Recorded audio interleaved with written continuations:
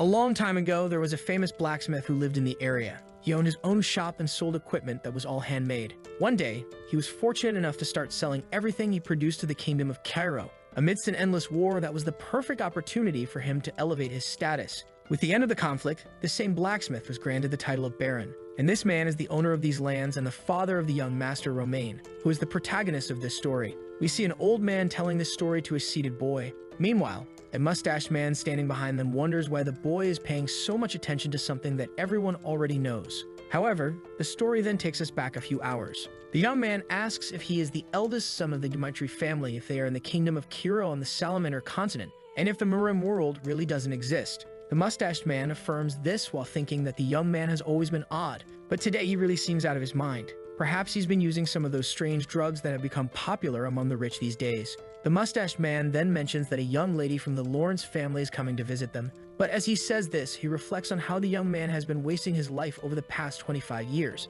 That's why he's known as the Dmitri family's trash. The man tries to explain the importance and values of the girl, but Dmitri interrupts him, saying there's something more important. He asks for the oldest person in these lands to be brought to him, someone much more important than this young lady, because he needs to learn how to live in this current world. The mustached man is confused as to why a 25-year-old would say something like that, but as a servant, all he can do is obey. The story then returns to the present. The old man says that's all he knows about these places. Dmitri thanks him and says he will give him a reward, but the old man simply responds that it was an honor to speak with the young master. Now Dmitri knows that everyone knows him as Roman Dmitri. However, his true name is Bak Jong-kuk. He's a person from the Murim world who lived a life of wars, conquered everything he wanted, and died in peace at the end. But for some strange reason, he woke up in this body. He doesn't know if this is the will of the heavens or a punishment for not accepting ascension. Suddenly, they hear a noise outside and someone yells for a bastard. A boy gets kicked in the face while everyone watches. Surrounded by thugs in front of a small shop, he bleeds and can't respond, while the men keep calling him a filthy bastard and continue to beat him mercilessly. Dmitri's servant approaches to take a look but is immediately shocked. He recognizes that red fang tattoo all too well. Beside him, someone asks what's going on. Dmitri orders him to answer quickly. The servant explains that these are the Blood Fangs, a group known not only in Dmitri's territory but also in the nearby regions. It seems the boy on the ground owes them something. The servant tries to tell Dmitri not to get involved because it will only cause trouble. However, the young man has already disappeared from his side and orders the thugs to stop. As Dmitri calmly approaches, the servant desperately tells him not to do anything, but Dmitri continues to walk forward. A bald man appears, recognizes Dmitri, and laughs in his face, warning him to stay out of it and not to think he has any authority just because he's of noble birth. Everyone says it's better if he doesn't interfere because it's none of his business. The servant continues to insist that they won't gain anything by going against the Blood Fangs. But Dmitri simply calls for Hans. He doesn't know the rules of this place, so he wants an explanation. Who broke the rules of this land and who should be punished? Hans hesitates for a moment, swallowing hard with fear before speaking. He says that if the boy really is in debt and didn't pay, he is guilty. However, the Blood Fangs don't have permission to punish someone like this. Worse still, they disrespected the eldest son of the Dmitri family, which in itself is a crime punishable by death. According to the rules of this place, it wouldn't be strange if they were executed for this. The thugs just stare, while Hans wonders if he should have said that. Dmitri then asks if they heard the explanation. He picks up a stick from the ground and declares that as the eldest son of the Dmitri family, he will have to punish them all. The bald man tries to explain that Dmitri is a noble and doesn't understand how the world works. He tells him to look at their shoulder tattoos and warns that if he continues acting like this, everyone will be in a difficult situation. Dmitri only says that this proves what he wanted to know. The bald man, now confident, asks what Dmitri is talking about. The young man explains that from what he can tell, they are nothing but trash since they speak this way about the lord of this land. He advances, saying that he doesn't care about the reputation they have in this place. The thugs are taken aback because they didn't expect the boy to actually attack like that. But now he will have to defend the honor of the Blood Fangs, and he slashes at Dmitri's neck. However, he immediately feels something strange. Dmitri had already plunged that branch into him. Without hesitation, Dmitri pulls it out and turns toward the other two thugs, but they only curse him, calling him a bastard and vowing to take revenge for their leader. Hans warns Dmitri to be careful, pointing out that the thugs are far better armed than he is. Yet Dmitri easily dodges their attack. He lands a swift kick to one thug's shin and follows it up with a punch to the face. The servant is bewildered. He had no idea that the young master could fight like this. To him, it doesn't even make sense that this could be the same Master Roman. The first thing Beck saw when he opened his eyes was a farewell letter on the floor and scattered drugs. The kingdom of Cairo, always at war, had to choose a representative from each of its noble houses to serve in the army.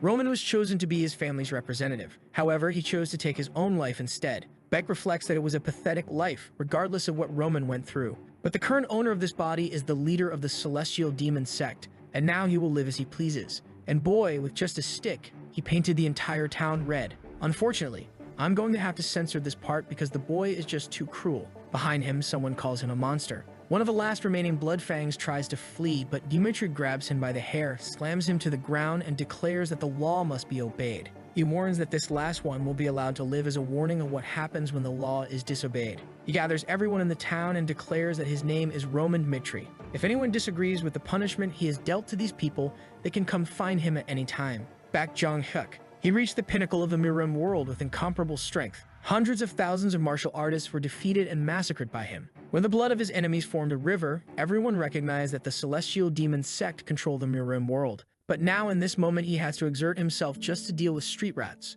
He calls for Hans and instructs him to notify the guards about everything that happened and to have someone clean up the place. The servant simply replies that he will do it immediately and runs off. Dmitri reflects on how weak and useless this body he inhabits is. He needs to accelerate his efforts to gather information on how to strengthen himself. Just then, the boy he had saved earlier gets up and thanks him for saving his life. Dmitri remembers that this was the boy who was being beaten but tells him that what he did was not intended to help him. The Bloodfangs broke the law and were punished, and that's all. Now the boy will have to explain his situation if he wants to keep his tongue. The poor boy, having just tried to express his gratitude, receives a threat instead. However, he says he will explain. His relatives borrowed money from the Bloodfangs to complete the purchase of some land and start farming. They would have easily been able to repay the amount they borrowed by selling their crops. But the damn Bloodfangs went to the land and destroyed all the crops so that they couldn't pay back the debt. Only later did the boy discover that they did this to blackmail his family and take his younger sister. The boy screams that the world isn't fair because even though they didn't have much, they never harmed anyone. The only thing he begs for is for Dmitri to save his sister. But Beck just observes the boy's eyes. That look reminds him of the Mad Demon, one of the 4 superior kings and someone he also met in a place as wretched as this. He then asks the boy his name, to which he replies, Kevin. With that, Roman says he will look into the situation and take care of everything. The boy shouts his thanks, while Dmitri senses that he will have a long relationship with this boy. The scene shifts to a carriage approaching. Someone inside informs Miss Flora that they are nearing the Dmitri estate. The blonde sighs, saying she understands. It seems she will have to meet this Roman Dmitri. A month earlier, someone shouted in a castle, demanding to know why there is an arranged marriage with the Dmitri family. Her father tries to remind her that their lands have been in terrible condition due to the ongoing war. However, Flora is confused, questioning whether the marriage was decided this way, and worst of all, it's with the Dmitris, a family full of old miners and a bunch of blacksmiths. She tries to explain something, but her father interrupts, saying all he can do is apologize for being so pathetic. Back in the present, the man in the carriage announces that they've arrived. Flora had hoped that at least the marriage would be with the second son, who seemed to have a promising future. But even that was ruined because Roman himself begged his father for her hand in marriage. She knows very well the reputation this man has for living a life of luxury and pleasure, and now she doesn't understand why they drenched him in so much perfume. As she walks through the corridors, she thinks that no matter how much her father needs this, she won't accept it, and she needs to make that clear. At that moment, she turns to Dmitri and says she wants him to forget about this marriage. Radiantly, he replies that it's indeed a great idea. At this point, the poor girl is utterly confused. Dmitri explains that he thought better about this marriage and realized it's foolish for someone as amazing as her to marry the idiot of the Dmitri family. Flora is left bewildered, wondering if he's being serious. He then tells her that something very important has come up and he needs to speak with his father immediately. However, she stops him, asking what's going on. She had heard that this marriage was only happening because he asked his father for it, but now he's suddenly canceling it without hesitation, which leaves her perplexed. Dmitri simply asks her if she really wants to marry him, and when she replies no, he tells her that in that case, they no longer need to cause problems for each other and he'll take care of everything. He reassures her that she doesn't need to worry because he will take full responsibility. Since he's already called the idiot of the Dmitri family, he doesn't mind being called the divorced one as well. She can't understand why he seems so determined.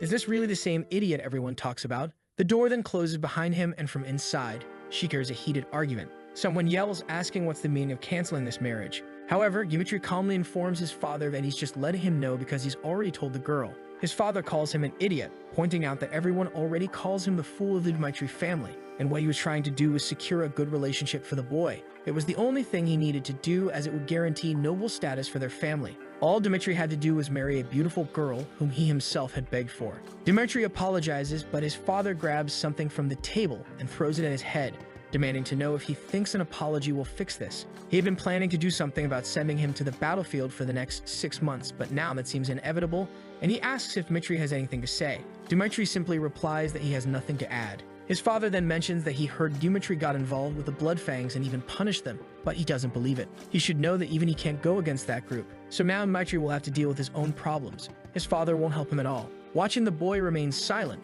his father expects him to kneel and start crying, but Dmitri just responds that he understands and will handle everything on his own. Confused, his father stands up and asks what he means. But Dmitri simply says that the problem was caused by his actions, so he will resolve it and only return once everything is fixed. With that, he closes the door and begins to clean his face. Someone nearby asks if he's going crazy. Dmitri turns to see Flora and questions why she's still there. She tries to warn him that he's going against the Bloodfangs, who don't even fear nobles. If they see him as a threat, they'll probably kill him. She advises him to return to his father, beg for forgiveness, and give up on this. But Dmitri only asks why he would do such a thing. She explains the reasons, but Dmitri interrupts her, stating that it seems she really doesn't know her place. The scene shifts to a few hours earlier when Hans was dousing Dmitri with perfume to try to mask the smell of blood, and Dmitri was eager to take off the tight-fitting clothes. However, the servant explained that this was the only way to show respect. But Dmitri was thinking about this marriage. He's still adjusting to this world, and this would only complicate his understanding.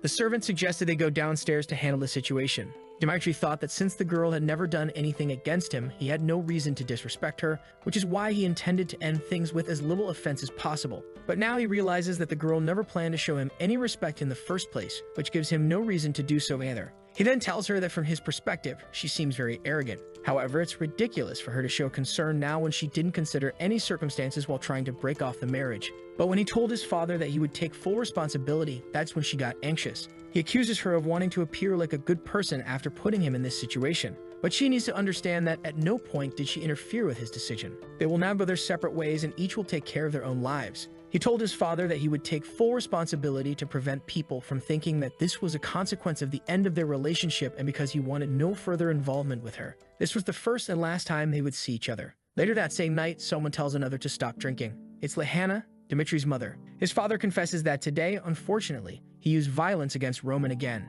This is because after becoming nobles, he never wanted his son to go through that situation again. Lehana tries to reassure him, saying it's alright and that their children have grown up healthy. The father acknowledges this, but admits that he still doesn't understand why the boy is like this, especially since Roman was the only one who went through hard times with him. He's at a loss for how to handle Roman. Lehana tells him it's okay. They may have made mistakes as parents, but that's part of life. Yet even so, they are still the only ones who can correct the boy's wrong behavior. Lehana expresses confidence that the Romero she once knew will help their son get back on the right path. Her husband asks if she's referring to the issue with the Bloodfangs. She nods, saying she surely spoke out of anger, but since he can be a bit headstrong, it might be wise to talk to Captain Jonathan to help the boy out. He then calls for the servant and instructs him to summon Captain Jonathan. The next morning, Roman is walking through the town and Hans is trying to stop him, warning him that the Bloodfangs will likely try to take revenge for what happened yesterday. But Roman simply asks when Hans thinks these men became so powerful. Hans admits he has no idea. Roman explains that in war, fame is what generates fear. Because the Bloodfangs are ruthless, that fear has made them more efficient at completing their missions. Hans then asks if Roman is saying they aren't dangerous or that they are weak. Roman responds that they are only as weak as the amount of fear they can instill in him. The scene shifts to a restaurant where someone delivers a feast they had ordered. Hans is delighted, saying the food looks delicious. However, Roman stands up and says he's going out, but instructs Hans to stay behind, telling him that he'll continue the investigation, but that it would be too dangerous for Hans to accompany him. Hans jumps up, desperately insisting that he cannot allow something like that. Even if it means putting himself in danger, he must remain by the young master's side. Roman pauses for a second and then asks Hans if he really considers himself one of his men. Hans confirms, saying he will always follow the young master. Roman then tells him that he'll withdraw because he can't afford to lose someone as valuable as Hans in such a foolish way and reassures him that he'll be back soon. The poor Hans is left standing there, unsure of what to say but somewhat touched by the boy's words. As Hans runs off, he mutters that now is not the time to dwell on such things. He needs to inform others about this. Roman has realized over the past few days that the Bloodfangs aren't as strong as they seem. The problem is that because they operate in various small groups, it's difficult to eliminate the entire organization. They won't want to punish him publicly, and he can't locate them easily. But if that's the case, he just needs to make them come to him. That's why he deliberately walked through the city with Hans. Besides, today is a Dmitri Knight's training day, so the streets aren't heavily patrolled. This means that if they plan to seek revenge, This is the perfect opportunity. At that moment, a few men call out to Roman Dmitri from behind, and one of them jumps forward, declaring that this is their revenge and that he will pay the price for getting involved with the Bloodfangs. But then someone calls for the captain. A man with messy hair turns around. It's Hans, running towards Jonathan, calling out his name. Jonathan approaches the servant, asking why he's so frantic. Struggling to catch his breath, Hans tries to explain what's happening with Dmitri and urges Jonathan to find the boy immediately because he's in danger. However, Roman effortlessly dodges the first attack, lands an elbow in the attacker's stomach, making him drop his dagger, and then catches it midair with his other hand.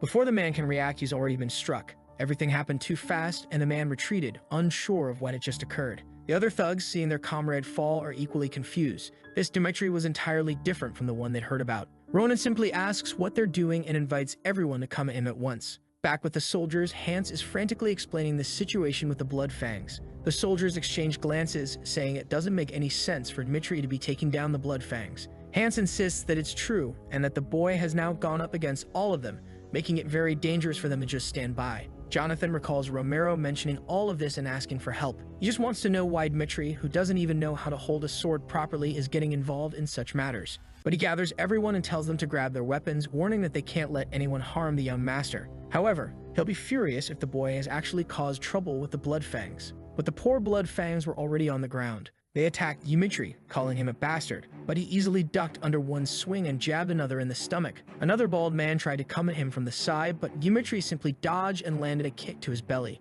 The fool collapsed, and Dmitri asked if it was just the three of them. The man tried to threaten him, saying he wouldn't get away with killing the two of them, but Roman just laughed, asking if he didn't realize that three of them would die. Roman then lightly stroked the man's thigh, telling him that it would be best to answer his questions, starting with who their leader was. The scene shifts to another part of town at the same bar from earlier. Suddenly, everyone inside is startled as Roman returns. The bald man at the counter turns to welcome him. He greets the young master, who responds with a cheery wave. The man wonders why Roman is acting so strange today and why he's even there. The bartender decided to ignore Roman's odd behavior and asked what he wanted to drink. Roman asked for a tear of the dawn. The bartender explained that they didn't serve such a drink there and asked if he wanted something else. Dmitri then requested the strongest drink they had because he had something to take care of in the morning.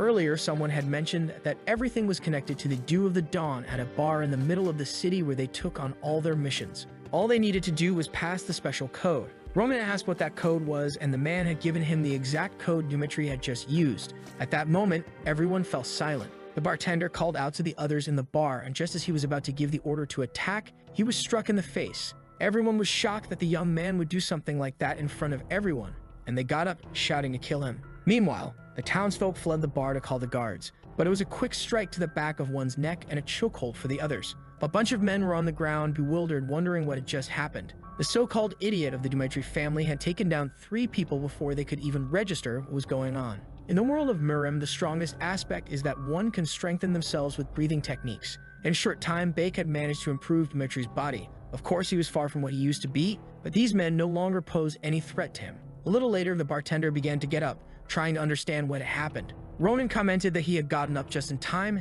as he was about to finish everything. The bartender, a chubby man, asked why Roman was attacking their establishment. Dmitri called him an idiot, pointing out that he knew the bartender had sent the men to attack him. However, there were some things he was very curious about, so they would need to have a little chat. Sometime later, Jonathan arrived at the scene and questioned whether this was really something the young master had done. At that moment, a soldier appeared on the second floor, informing Jonathan that it seemed the young master had gone to the Lawrence estate. Jonathan was confused and wondered why. The soldier reported that it appeared the base of the Bloodfangs was located there. An hour earlier, Dmitri had told the bartender that it would be better if he confessed everything immediately. At this rate, he would be running out of fingers before he told the truth. The bald man warned that he had nothing to say to the boy, that Dmitri might kill him, but the Bloodfangs would take revenge. Roman then smiled, saying that now he liked the man's attitude. The people who resist the most before telling the truth are the ones he enjoys making talk the most. The old man commented that it was a waste and urged Roman to kill him already, but Roman responded that this was what they were there to find out.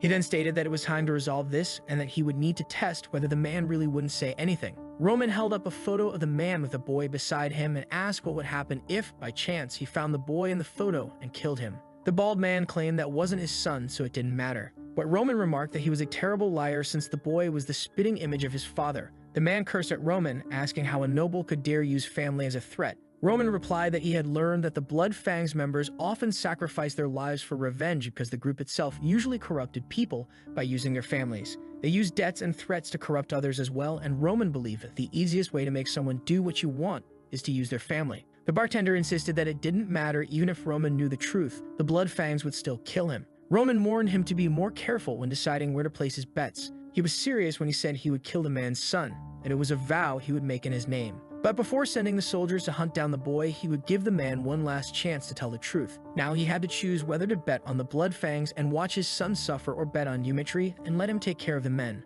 But the choice was his. The scene shifted to a house in the middle of an alley. Someone asked if it was really true. The man confirmed that the entire division in the middle of the city had been wiped out by Roman alone, and if the knights got involved, it would truly be in danger. A grizzled old man with a resemblance to Wolverine remarked that he hadn't expected the boy to have such courage. But it didn't make sense for an entire division to be killed by a boy who had been rejected by the Swordsmanship Academy. The man asked where Roman was, and the other replied that he had just left the Dmitri region. He asked if the boy was alone, and the answer was yes. The man commented that it was good, as it seemed Roman intended to attack the entire place by himself. He then ordered everyone in the group to gather with the goal of killing Roman before they had to face the Dmitri Knights. After that, they would stretch the boy's body out in the town so that everyone would know what happens when you go against the Blood Fangs, thereby reviving their infamy. The scene then shifted to another castle. Someone asked what the Barco family was up to. It was a meeting of elders, and they were discussing how that family had borrowed a lot of money, which likely meant they were preparing for a war. And if that was the case, they would need to consolidate their forces before these men grew stronger. The blonde man remarked that it seemed war would be inevitable, something he never expected to happen. A bespectacled man added that the central government also appeared to be supporting the Barcos. The old man in the red suit slammed his fist on the table, declaring that they couldn't afford to lose any territory since the Lawrence family relied entirely on fertile land. Another tried to argue that the documents proved past debts, but the man dismissed this as lies. Someone interrupted the discussion, telling everyone to be quiet. The blonde man emphasized that they couldn't give up the territory, or they would lose the rest to all the other families. Since the Barcos wanted to oppose them, they would have to resist with all their might. That's why they had arranged the marriage with the Dmitri family. The men smiled, agreeing that the Dmitris were indeed wealthy and that their weapons were top-notch. No matter how much money the Barcos borrowed, they would never have more wealth than the Dmitris. The father reiterated that this was why he had pushed his daughter to marry that idiot, as he surely wouldn't refuse her. Another man reassured him that he couldn't blame himself as a father, as it was the best choice for everyone. Outside, someone had been eavesdropping, Flora. Now she had no idea how she would break the news to her father. She couldn't imagine his reaction when he discovered she hadn't agreed to the marriage. But she also couldn't accept that her entire life would be sold to a man like that. The problem was that this wasn't just her father's plan, it was also the future of her family. But no matter what, she decided she would speak the truth. As she steeled herself to explain that she wouldn't marry someone she had no feelings for, a man arrived, urgently calling for the Lord. She turned confused. The man greeted Flora and then approached the door, calling for the Lord, shouting that it was an emergency. Flora was left utterly perplexed. Meanwhile, elsewhere, someone was pounding on a door, demanding that a bastard open it. It was Jonathan trying to enter the Lawrence territory, but the guard insisted that he follow the proper procedures. Jonathan warned that if Roman was harmed because of the delay, they would pay the price. At that moment, another man arrived at the gate, informing the captain that they were facing trouble. It seemed the Lawrence Square was also in chaos. Jonathan feared the worst and threatened to break down the door if they didn't open it. Back at the square, people were terrified by what was happening. Someone was hanging, and they were unsure whether they should intervene. It was the old Wolverine figure begging for someone to spare his life. He had been confident that defeating a single noble idiot would be simple. All they needed was anyone from the gang to handle it. But in reality, they had multiple armed men. He had been sure there was no way they could lose, or at least that's what he had believed. That is, until he saw everyone dead in front of him. Then he knew he was going to die too. He began to stumble over his words, pleading not to be killed, terrified of losing his life. Stuttering, he begged for mercy, grabbing Roman's leg and asking not to be killed. But Roman simply threw him into the middle of the city in front of everyone. The man pleaded, saying that if they spared him, he would serve as a dog for the rest of his life. Roman coldly responded that if he wanted to offer to become a dog, he should have done so before showing his fangs. He then announced to the city that this man was the leader of the Blood Fangs, and everyone knew the kind of person he was. They had threatened the Dmitri family and used dirty tricks to deceive people. The crimes committed by this organization were clear, and Roman declared that he would destroy the entire organization along with the evil they had spread. As the crowd stood in shock, Jonathan approached the square, and the scene left him speechless. There was no need to describe what happened to the leader. The scene then shifted back to the earlier meeting where someone asked if it was true. A soldier confirmed that he had allowed Roman Dmitri to enter because he was the future husband of Miss Flora. However, half an hour later, Roman had appeared, dragging a man through the middle of the city, claiming he was the leader of the Blood Fangs and executed him in front of everyone. The father was left speechless, and everyone else questioned whether this made any sense. The bespectacled man pointed out that killing and punishing someone without the Lord's permission was something that couldn't be ignored. However, the Lord was not overly concerned with the series of problems that were emerging. He was more curious about the fact that the man who was to become his son-in-law had single-handedly wiped out the Blood Fangs. He then ordered that Roman Dmitri be summoned, as he wanted to speak with the boy himself. Sometime later, Roman was escorted in along with the man who had let him in and Jonathan. As a renowned knight, Flora's father immediately recognized Jonathan, which led him to believe that Roman had only managed to defeat the Blood Fangs with Jonathan's help. The eldest son of the Dmitri family then introduced himself. The father decided to ignore the explanations and directly asked why Roman had done something so violent. Roman explained that a few days ago, the Blood Fangs had committed a crime and beaten an innocent citizen. That's when he executed everyone in that very place. Outside, Flora was trying to eavesdrop on the meeting. She called a knight over and asked him to come closer. She questioned if he had really taken Roman Dmitri inside, and he confirmed it. She then asked why Roman had gone to her father's room. The knight hinted that she might be one of the last to find out, which understandably left her alarmed. Back in the meeting, Roman continued, explaining that was why he had to invade the Blood Fangs base and kill their leader. That was the summary of everything that had happened. However, the Lord pointed out that Roman didn't have the authority to execute someone on Lawrence land. Roman acknowledged this but doubted their ability to handle such men, given that the Blood Fangs were infamous in the region, abusing the local citizens while nothing was done about it. That's why he took matters into his own hands, because he couldn't trust the Lawrence family to do it. The two servants on either side were shocked and drew their attention to Roman. But Roman expressed disappointment, saying he had expected to be called here for praise for doing the job they had ignored. He then asked the Baron if what he had done was truly wrong. The Baron asked the man beside him if he knew about Ben Miles. The man responded that they were aware he wasn't a good citizen, but they never imagined he was the leader of the Blood Fangs. At that moment, the Lord concluded that was enough, deciding there was no point in continuing the discussion since it wouldn't have been a problem if the Lawrence family had taken care of the man themselves. He then said he would reward the boy and allowed him to leave. With that, Roman departed. The room fell silent, broken only by the Lord's laughter. The man beside him even wondered if the Lord had gone mad. The Lord seemed impressed, never having imagined that this was the true Roman Dmitri. The advisor attempted to argue that they couldn't leave such actions unpunished, but the father dismissed his concerns, saying that it was fine since Roman was going to be Flora's husband. He knew that only someone with such courage could achieve great things. The advisor tried to continue, but the father cut him off, saying he didn't want to hear any more and was pleased that the boy was perfect for his daughter. He then ordered Flora to be brought in so he could discuss everything with her. Meanwhile, on the way back to Dmitri territory, Jonathan remarked that Roman shouldn't have told the whole truth because even though they had gotten rid of the Blood Fangs, a lord seemed to have been left angered. But Roman simply replied that all he did was show that the situation had escalated due to their negligence. And since the Lord still didn't know about the canceled marriage, he wouldn't punish his daughter's husband. Jonathan quickly realized that Roman had planned everything, leaving him puzzled as to who this person before him really was. It was clear he was no longer the Roman Dmitri they once knew. A voice echoed in Roman's mind, calling him by his true name, Bak Jong-hyuk, and reminding him that, as the son of the celestial demon, he would have to prove he was qualified to succeed him. First, he would have to survive hunger, cold, and the hard ground. But his father had warned that if he died, it wouldn't matter since he could simply have another son. The only way to prove his worth was to rule over everyone. Of course, Bake had already been beaten down. A chubby kid laughed, saying he thought Bak would be stronger as the son of the celestial demon. But in the end, he was just an arrogant brat. Bak stood up only to be struck in the face again. The poor boy couldn't do anything. The other children, who stayed out of it, just thought he was an idiot. While most children were protected by their families during childhood, Bake had been forced to live in a world where only the strong survived. Back in Dmitri territory, Roman was now relaxing in a bathtub, enjoying a peaceful bath. He couldn't believe how exhausted his body had become from such a simple task. However, it was undeniable that since waking up in this world, he had experienced many things. To defeat the Blood Fangs, he had to kill everyone who stood in his way. Yet he had no regrets, as it proved that he hadn't changed as a person. If necessary, he would torture those who crossed him and eliminate anyone who sought to end his life. This was the life he had always lived, and nothing would change just because he had become Roman. The only problem was that it was becoming increasingly dangerous to go out as he had, and he didn't fully understand how this world operated. Not to mention, his true strength had diminished significantly, and he would need to think carefully about how to act in the future. Suddenly, someone called for the young master from the door, informing him that the Lord wished to speak with him. In the room, Romero asked if the boy had really done all that. Jonathan confirmed it, noting that Roman had changed a great deal. The father remained curious, but the knight insisted that this young master was not the same person they knew. Romero admitted that Roman had always been his greatest challenge.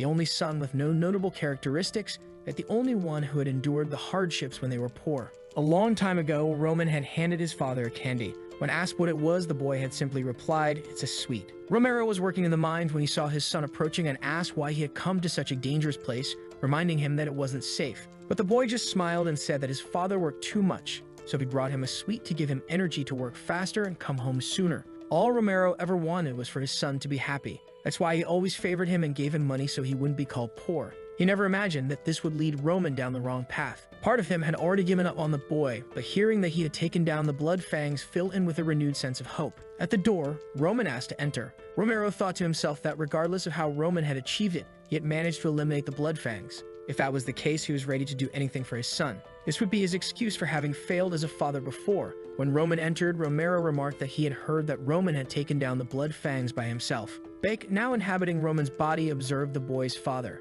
He could see that the man was anxious and full of hope for what he was about to say. Buck knew that if he told the truth, he would be seen in a completely different light. The problem was that accomplishments beyond expectations always came with a price. If he downplayed things now, he might buy himself more time to develop further. As his father continued calling out to him, Bake debated whether to tell the truth or lie. Hiding the truth seemed the more rational decision. Bake's thoughts flashed back to when he was being beaten as a child. The bully taunted him, asking if that was all he had. But then Bake grabbed a rock from the ground and smashed it into the bully's face without mercy. The boy was badly hurt, falling to the ground, and Bake stood up, picking up another rock to finish him off. From that day on, everyone was afraid of him. That was when he learned that in a lonely world, the most powerful always reigns. He declared to everyone that the boy he had killed was the former leader of their group, meaning that now he was in charge. Demonstrating superiority was the only way to ensure total victory. That's why Bake, now Roman, decided to say, "Yes, I was the one who took down the blood fangs." He and the celestial demon didn't know how to hide their superiority.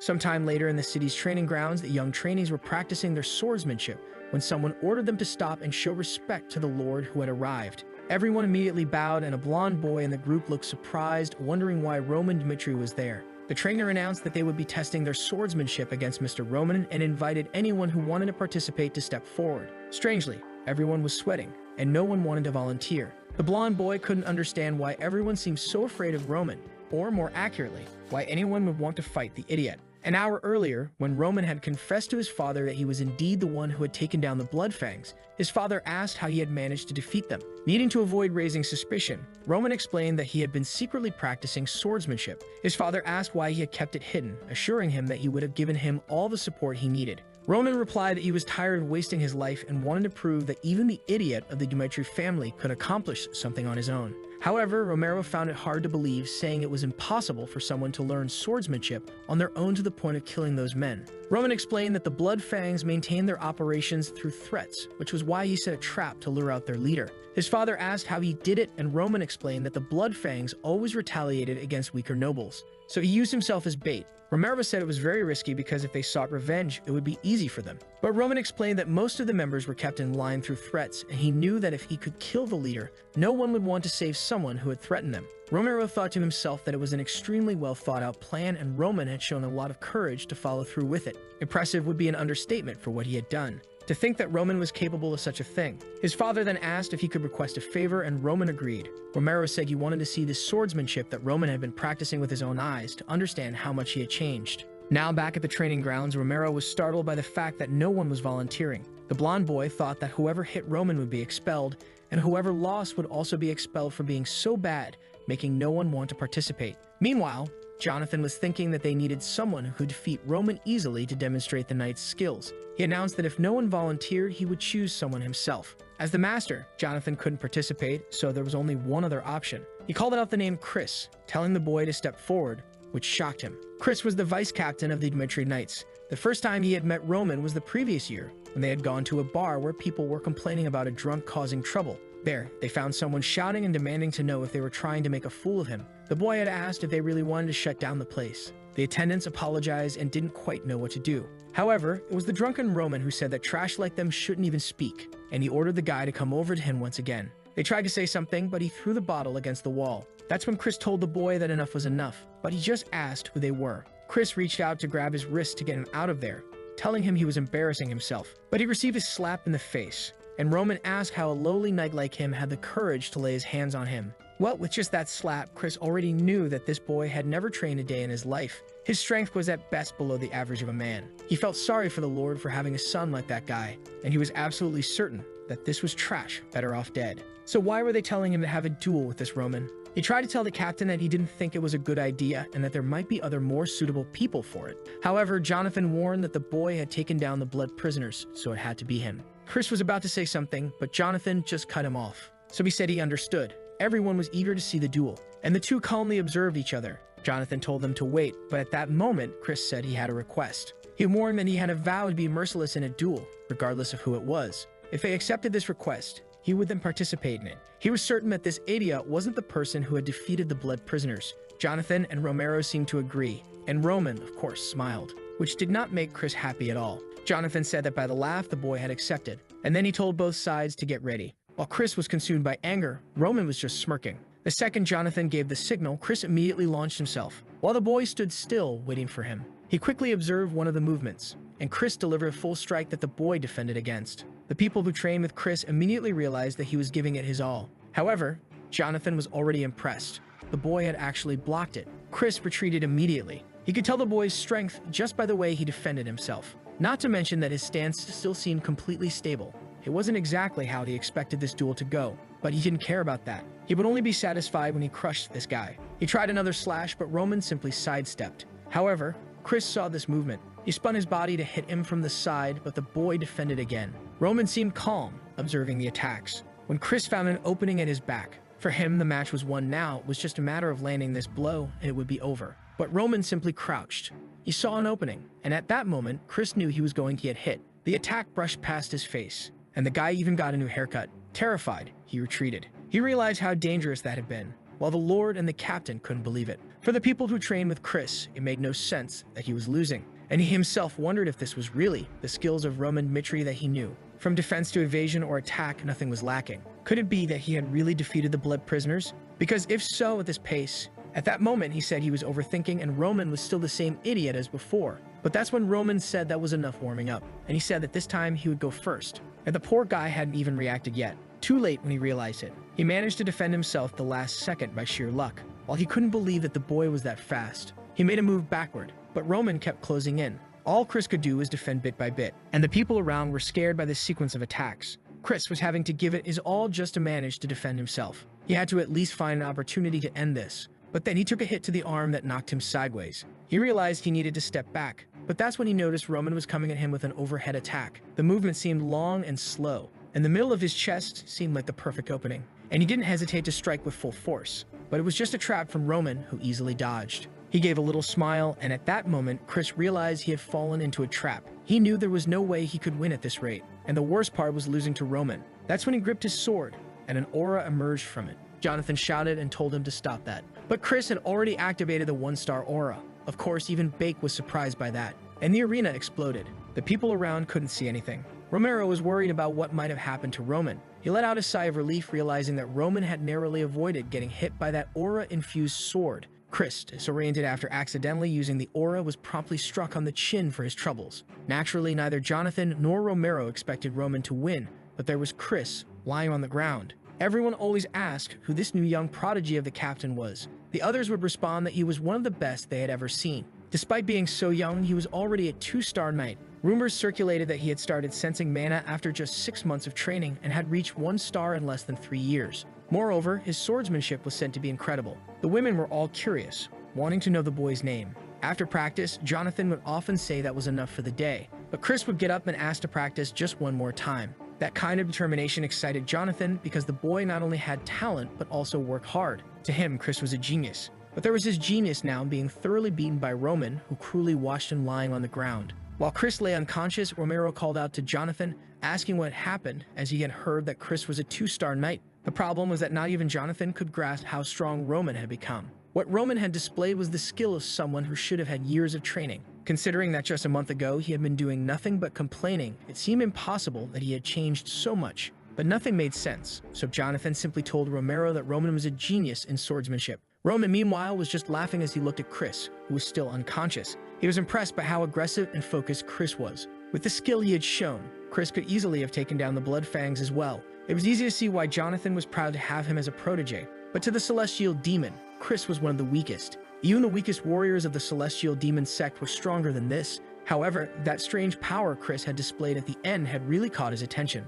As another Joker started to emerge, Romero began laughing like a madman. Once again, everyone was confused. But of course, Romero said it was great to see this. To him, it was incredible to have a son who was a genius in swordsmanship. He asked Jonathan if he was sure. Jonathan replied that it was impossible for someone to have evolved so much without being a genius. Naturally, the father was all smiles. He called Roman over, telling him to come closer. Romero said it had been a long time since he had been this happy, and that he wanted to applaud his son. To him, Roman deserved whatever he wanted, so he could ask for anything. Roman smiled and mentioned the war that was going to happen in 6 months. His father was already certain that Roman would ask not to go and asked what it was. However, Roman's request was the right to choose whoever he wanted to go with him. Romero was confused and even a bit stunned. He tried to suggest that Roman could return to Flora and back out of this, but Roman simply said that he wanted to go. This surprised his father, who then said he understood. Roman would have the right to take whoever he wanted to that war and anything related to it. Roman then said he had one more request, and his father told him that as long as he acted properly, he could ask for anything. Roman made his second request while looking at Chris, who was still unconscious. When Chris awoke, he asked why he had to teach Roman about aura. Jonathan simply replied that it was the master's order. However, Chris protested, saying this was too much. He didn't even know Roman, and after having been in a coma for so long, it was embarrassing. Now, on top of everything, he had to teach aura to this guy. He said he would rather have his head cut off. Jonathan interrupted and made a proposal. If Chris could use the opportunity of teaching Roman to learn why Roman had changed so much, he would gain the right to learn any technique Jonathan had been hiding from him. Immediately, Chris got up, excited, asking if it was true, and Jonathan confirmed it. Now Chris was eager because he was certain this would be easy, and he would definitely receive the secret to becoming a 3-star knight. Of course, he didn't want to seem too enthusiastic, but he told Jonathan to keep his word. Inside the castle, someone called out to Roman, saying they had heard about the incredible duel he had today. It was Hans who remarked how amazing it was that Roman had defeated a 2-star knight. Roman asked if he knew what this 2-star aura business was. Hans admitted he didn't know much, but said it was related to the ability to use mana. Our protagonist then mused that it seemed to be called mana in this place. He was sure the power Chris had used was a key explosion, but the way they utilized it was completely different from how it was used in the mirror world. Here, it was called aura, and one detail he had noticed was that it was a total waste. Even though he didn't understand why they used ki in this way, he knew he needed to learn more about this power and how people utilized it.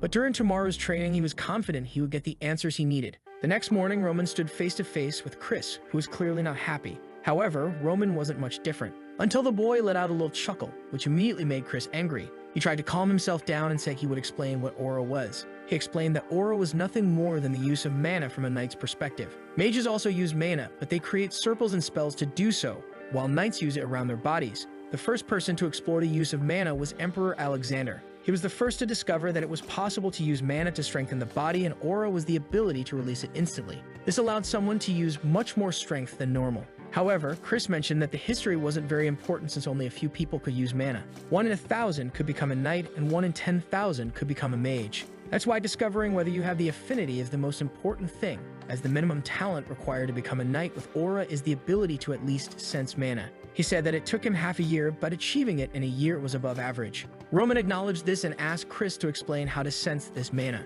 Chris agreed while thinking that Roman was full of himself after winning that fight. However, it was a shame, as talent in swordsmanship and in mana were two completely different things. Now Roman would experience the harsh reality through this training. But the premise of this training was flawed from the start. Roman had already sensed the mana of this world, and using the techniques he learned as the celestial demon, he was storing part of it in the center of his body. He was only here to understand why they did things this way, even if it wasn't the right way. He wanted to comprehend why they did things this way. Chris started walking around and told Roman to feel everything that came into contact with his body. Once he got used to sensing the mana, he could start thinking about trying to manifest it. When he succeeded in manifesting it, he would become a 1-star knight. However, there were various ways to manifest aura. It could be applied to a sword or, for example, cover the body. He was about to continue his explanation when he noticed something. Roman was already standing beside him with his mana activated. Poor Chris didn't even know what to say. The boy was actually manifesting aura, but Roman could only think that he knew very well that the way people use ki in this world was garbage.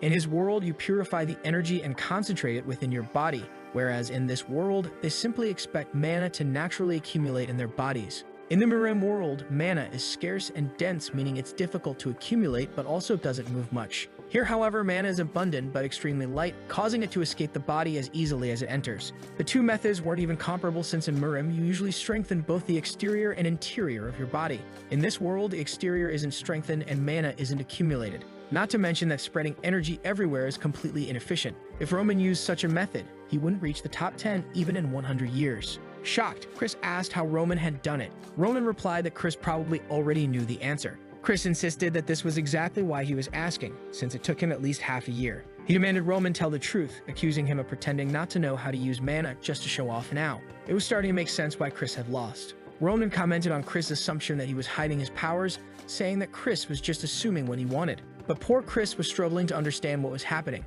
knowing it took him 10 years to reach 2 stars. Suddenly, Roman started laughing and Chris asked what was so funny. Roman just remarked that Chris was amusing. Chris, now more upset, asked if Roman was saying that his efforts were funny. Roman then asked if, in all those 10 years of climbing the ranks, Chris had ever once questioned the methods he was being taught.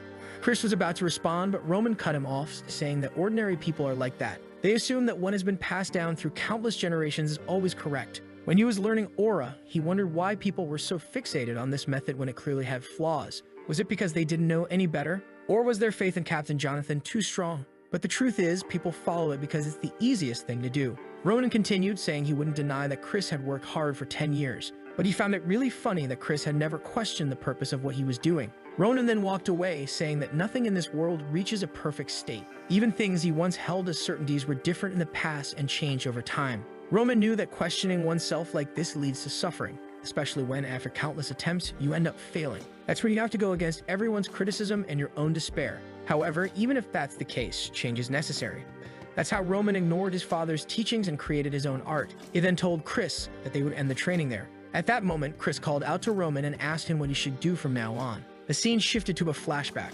A man asked a boy if he was going to continue suffering or if he would admit defeat. From now on, the Blood Demon sect would follow Bake. The only thing the man wanted to know was how he could become as strong as Bak. He was determined to dedicate his body and soul to him as long as they both became stronger, but he needed to know what he should do from now on. Roman recognized this as someone who had let go of their pride and said that it was interesting. The Blood Demon was someone so powerful that he unified all the sects. As someone who dominated the Murim world, it was inevitable that he would eventually face Bak, and in the end, after a long battle, he was defeated. Roman remembered that the child from the past had swallowed his pride and asked for guidance. The desire to become stronger at the cost of one's pride reminded him of the Blood Demon. He told Chris that he was asking about ways to become stronger, but unfortunately, he didn't know what to say to that. Confused, Chris asked what he should do then. Ronan replied that he had already given the answer. The only thing he couldn't do was blindly follow what he had been taught. If Roman taught him anything, Chris would be following another lesson blindly. So what Chris needed to do was seek the answer on his own. The only hint Roman gave was to stay by his side from now on.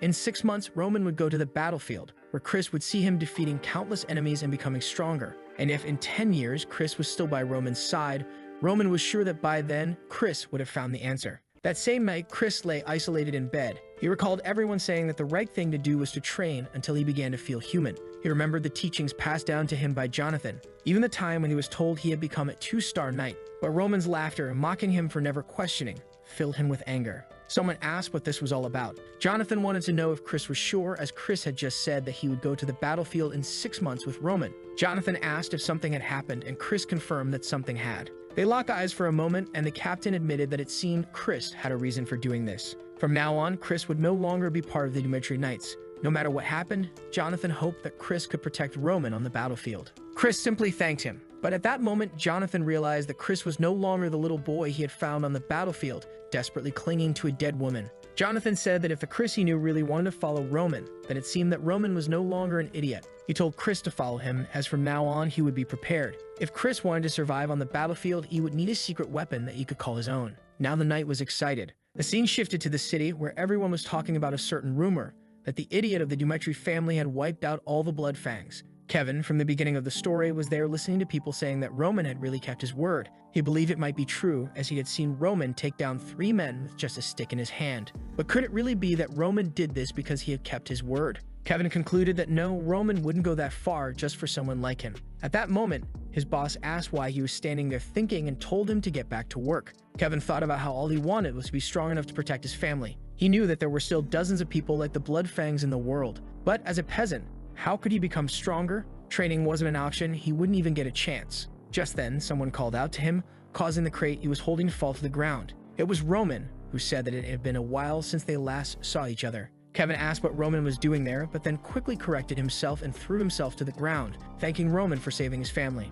Roman asked if things had improved, and Kevin confirmed that they had. The Bloodfangs were no longer pursuing them, and he had even found a job. The only thing Kevin didn't know was how to express his gratitude. Ronan told him not to worry because there would be an opportunity as soon as Kevin heard his proposal. His family would never have to worry about money again. Additionally, they would have a house and good food. They wouldn't need to work in exhausting places anymore. Kevin's entire family could be blessed with this new life, but the price was that Kevin would have to swear loyalty and live for Roman. Kevin was silent for a moment before he bowed his head to the ground, saying he would live for Roman. He would die if Roman asked and kill if Roman commanded. If Roman promised to take care of his family, that would be more than enough. Roman saw that Kevin was the kind of person who showed loyalty with his own blood. In his past life, the Mad Demon was someone who could wipe out entire clans with just one word. Maybe that's why as soon as he thought of summoning someone, Kevin's name came to mind. It was truly worth it to see the boy again, and Roman said that from this point forward, Kevin was his. Back at the Dumitry Castle, Roman handed Kevin over to Hans and asked him to help the boy adjust. Roman mentioned that he would return later, and Kevin expressed his gratitude for everything. With that, they left and Roman headed to the library. Roman began studying the path of the Aura Knights. The first stage was the manifestation, which qualified someone as a 1-star knight. To reach 2 stars, one would need to cut through steel with their aura. At 3 stars, one transcended logical comprehension and was treated as someone special in any kingdom. On the Salamandra continent, there were a few 6-star knights, but no one had ever heard of someone reaching the 7th rank. Even among the 10 strongest in the world, not all were 6-star knights. Roman mused that given Chris's strength, Jonathan must be a 3-star knight, and that 6 stars in this world were practically incomprehensible. The aura of someone like that could reach 12 meters in height and impact the entire world. Currently, there were only 12 6-star knights in the entire world. Roman realized that these individuals were indeed powerful, especially if they could achieve such feats in an inefficient way. On the other hand, there were the so-called Archmages, a title given to a sorcerer who reached 7 circles. In this world, they were considered half-god, half-human, as they could bring destruction wherever they went. A single spell from someone like that could split the sky in 2. Unfortunately, magic was something that didn't exist in the Mirim world, and now he at least had some idea about it. As unlikely as it was, he knew he couldn't afford to make an enemy of someone like that for the time being. The fact that he couldn't predict anything about them made everything more dangerous. But Roman wasn't someone who could live in a bubble. He enjoyed experiencing everything and reading overall. This would indeed be interesting. Now it was time to truly begin. The scene shifted to Hans opening a room. Roman asked what it was for. A servant explained that it was the old forge, and no one had access to that place anymore. Roman remarked that it was the perfect place to train. He told Hans that he would be staying there for the next week and that no one should enter or bring him food. Roman made Hans swear that unless his people were in grave danger, he wouldn't let anyone inside. Hesitantly, Hans agreed. With that, Roman was left alone. He noticed that the room was filled with straw because Hans had put it there to make things more comfortable. Roman appreciated the gesture but preferred to do without it. All these days, he had been accumulating energy in the center of his body, but it was time to start developing the techniques he used in his past life. He activated the first stage of the Celestial Demon's Arc. First, he would circulate all the energy to remove impurities from his body. The cultivation process was aggressive, with blood pouring out everywhere. Ronan knew this would happen, which is why he had accumulated the right amount of energy. He didn't have time to waste and needed to regain his past strength as quickly as possible. The first stage of this technique was called the Human Stage, and it was the first step toward his goal. The scene then shifted to a week later. A bald man offered to bring tea and drinks for Count Lawrence and Miss Flora. The Lawrence entered and asked where Roman was. The bald man explained that Roman was currently handling some business and then closed the door, leaving them inside. Lawrence remarked that it was clear they weren't welcome there. He told his daughter they would have to wait and instructed her to sit down. He then called her by name and explained that he had arranged this meeting to reverse the mistake she had made. Flora replied that she understood perfectly. Back in the moment when he had shouted upon discovering that she had broken off the engagement, Flora explained that she had already discussed her situation with Roman and even tried to follow her father's advice. But he interrupted her, calling her by name and reminding her that he had always believed she was an intelligent child, so he hadn't expected her to do something like this. She needed to understand that the Barco family had borrowed a large sum of money from the bank, which meant that a war would soon begin. The marriage with the Dumitry family wasn't just a decision. It was inevitable because they were the only family capable of standing against the Barcos in this region. Flora argued that the Lawrence family wasn't weak and questioned why they thought they couldn't win without the Dumitrys. Her father explained that the government had approved all the documents without even checking anything. And if the bank itself had lent so much money, it showed that this matter had already escalated beyond these families. This battle was designed for them to lose, and they would use that defeat to take everything they had. He would lose the land, the honor, and even her. who was known as the flower of the Lawrence family. In the present, Flora reflected that she knew all of this. She understood the decisions and why her father had made them. Yet she had ignored it all for selfish reasons. She needed to wake up to reality since she couldn't live like a flower forever. Meanwhile, Renzo was wandering around, wondering what he should do. As soon as Roman appeared, he would have to tell him that Flora had been waiting for him since the morning. The problem was that it was already late afternoon, but at the same time, Roman had also told him not to disturb him. Finally, the door opened. Renzo, all radiant, called out for the young master, but he was in for a shock. However, the scene shifts back to Lawrence. He already expected this treatment because of Flora's mistake. He knows that the Lawrences need this political marriage, but even so, this didn't sit right with him. Suddenly, he stands up and Flora calls out to him. He announces that he's going to sort this out and find Baron Dimitri on his own. Someone calmly takes a few notes. Then suddenly, Lawrence opens the door and asks why he's making a visit and waiting so long. If he's dissatisfied, he could have just said so. He never expected the Dimitris to be so petty. However, Romero is just standing there observing. He says he understands what he said, but asks if today's meeting was scheduled in advance. The Baron mentions that he understands that he showed up unannounced, but it's been a week since he's been asking to speak with Roman. If, at least, they had refused from the start, they wouldn't have been offended. However, Romero asks why he would refuse a visit from the Lawrences. But now, he wants to know if that's all he has to say, and if really he barged into this room to complain about being tired of waiting until noon. On the day Flora visited, Roman himself said he wanted to end that marriage. Even though they argued with the boy, he is sure Flora didn't want that marriage either. Even if it was a disgrace to the Dimitris, he decided to say nothing and stay quiet like a fool. After all, it was she who came there just to say it wouldn't work out. Even though, at the beginning of it all, it was the Lawrences who were pushing for it to happen. And now he's there, barging into the room and complaining just because he had to wait for a while. Even worse, for a meeting that wasn't even scheduled. And he has the nerve to complain as if it's his fault. He then reveals that not long ago he received a message from the Barcos. It was an offer for a political marriage where they would gain connections with the central government and a piece of the Lawrence's land. Even so, he decided to refuse that offer and asks him why he thinks he did that. Lawrence, who also questions this, wonders because to him, it would obviously be more advantageous to ally with the Barcos. Roman says the reason is simple. The Dimitris have enough power for him to choose whatever path he wants. And since his eldest son liked the young lady from the Lawrence family, that was the reason he opposed the Barcos. At that moment, Lawrence realizes he messed up because of his foolish ego. The father says he understands his son's reputation for being an idiot, and that the fame of the two doesn't match. But even so, he needs to keep in mind what kind of family they are. Roman's name completely changes the moment the Dimitri family is associated with him. And that's why those who should be desperate for this marriage aren't them, but in fact the Lawrence family. Or perhaps did he misunderstand something? Suddenly, Flora remembered the days she used to go to the academy when she was younger. That was the place where many children from renowned families went to build their knowledge as nobles. However, there was one family from the north that had only one person there. The boy was so quiet that one could question if he really existed. That was the son of the Joel family. In a place where the children believed they were treasures born into this world, he was distant. Until one day, he made a small mistake. For the other children, that wouldn't mean anything, even if they made big mistakes. However, in his case, it resulted in a disciplinary committee. And on the day the teacher scolded him, the father approached and apologized. He begged for his son to be forgiven and said he would teach him better. At that moment, from a distance, she could only think of one thing. She felt sorry for him. However, right now, all of this seems funny to her. The Viscount apologizes and says he has nothing to say.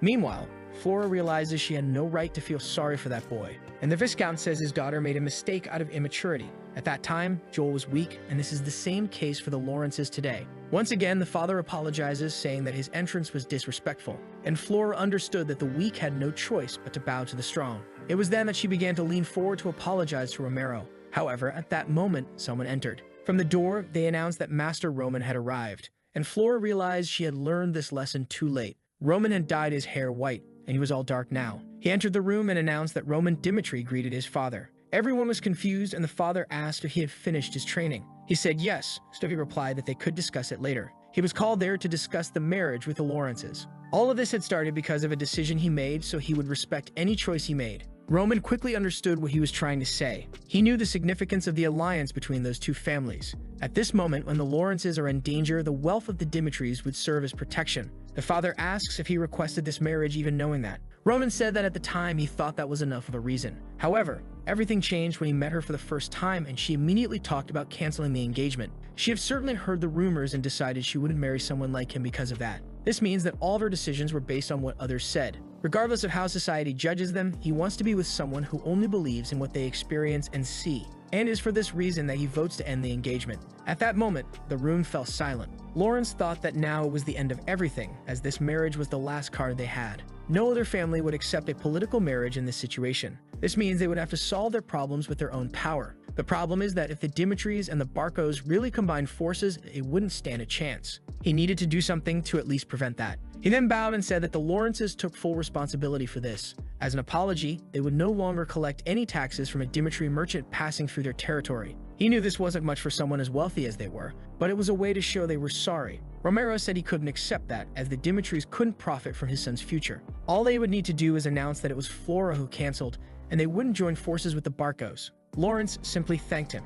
Of all his fears, this was the greatest. And with that, they left the room. Not before he looked back just to see Dimitri standing there. If he had known the potential of this young man a little earlier, he would have been more assertive when he spoke with Flora. In the end, he too had made a big mistake. Romero then called Roman and asked what had happened to him in the past week. In that training, all he did was remove impure energy to advance the human state. This is the basis of the techniques he created, and it's nothing impressive in the Miram world. The problem is that, since this place has abundant mana, it accumulated in the body, and the purification of something like that created a miraculous effect. From his outward appearance, like the skeletal changes, it was evident that he had become a different person. He then simply tells his father that he achieved an awakening on his own, and that this change occurred because he started to feel mana flowing through his body. Romero was startled since this was supposed to take years. He had heard of a natural phenomenon where mana starts to circulate, but it had happened to very few people. However, the boy was achieving one feat after another since he managed to take down the Blood Fangs. All of this defied logic, but he couldn't forget that the boy was still his son. Romero then said that regardless of the challenges he faced, he would not leave him alone. And the boy should never forget that his name is Roman Dimitri, because his father would always support him. At that moment, Baker recalled a flashback. On one of the days when he was being trained, his father always thought he was a pathetic bastard. The man in front of him wasn't cold or cruel. He didn't even push him to the brink of death. He then thanked Romero, while thinking that it wasn't so bad after all. When he left the room, someone called out to him. It was Flora, all awkward, not knowing what to say. She apologized for judging him so hastily and causing trouble for both families. He simply walked away, saying she didn't need to apologize. After all, he hadn't planned on accepting it from the beginning. She continued, saying that she understood he didn't like it. Even though it was something meant for both of them, she was the one who decided to break that promise. However, there was something she wanted to say while she still had the chance. The reason she broke off the engagement. It was at a social gathering in the north where the nobles gathered. The moment they found out she had been promised to the Dimitris, they started spreading all sorts of terrifying rumors. And the worst of all was discovering that he and Roman Dimitri used drugs. This one came from Dare. She knew that drugs eat away at reason and intelligence.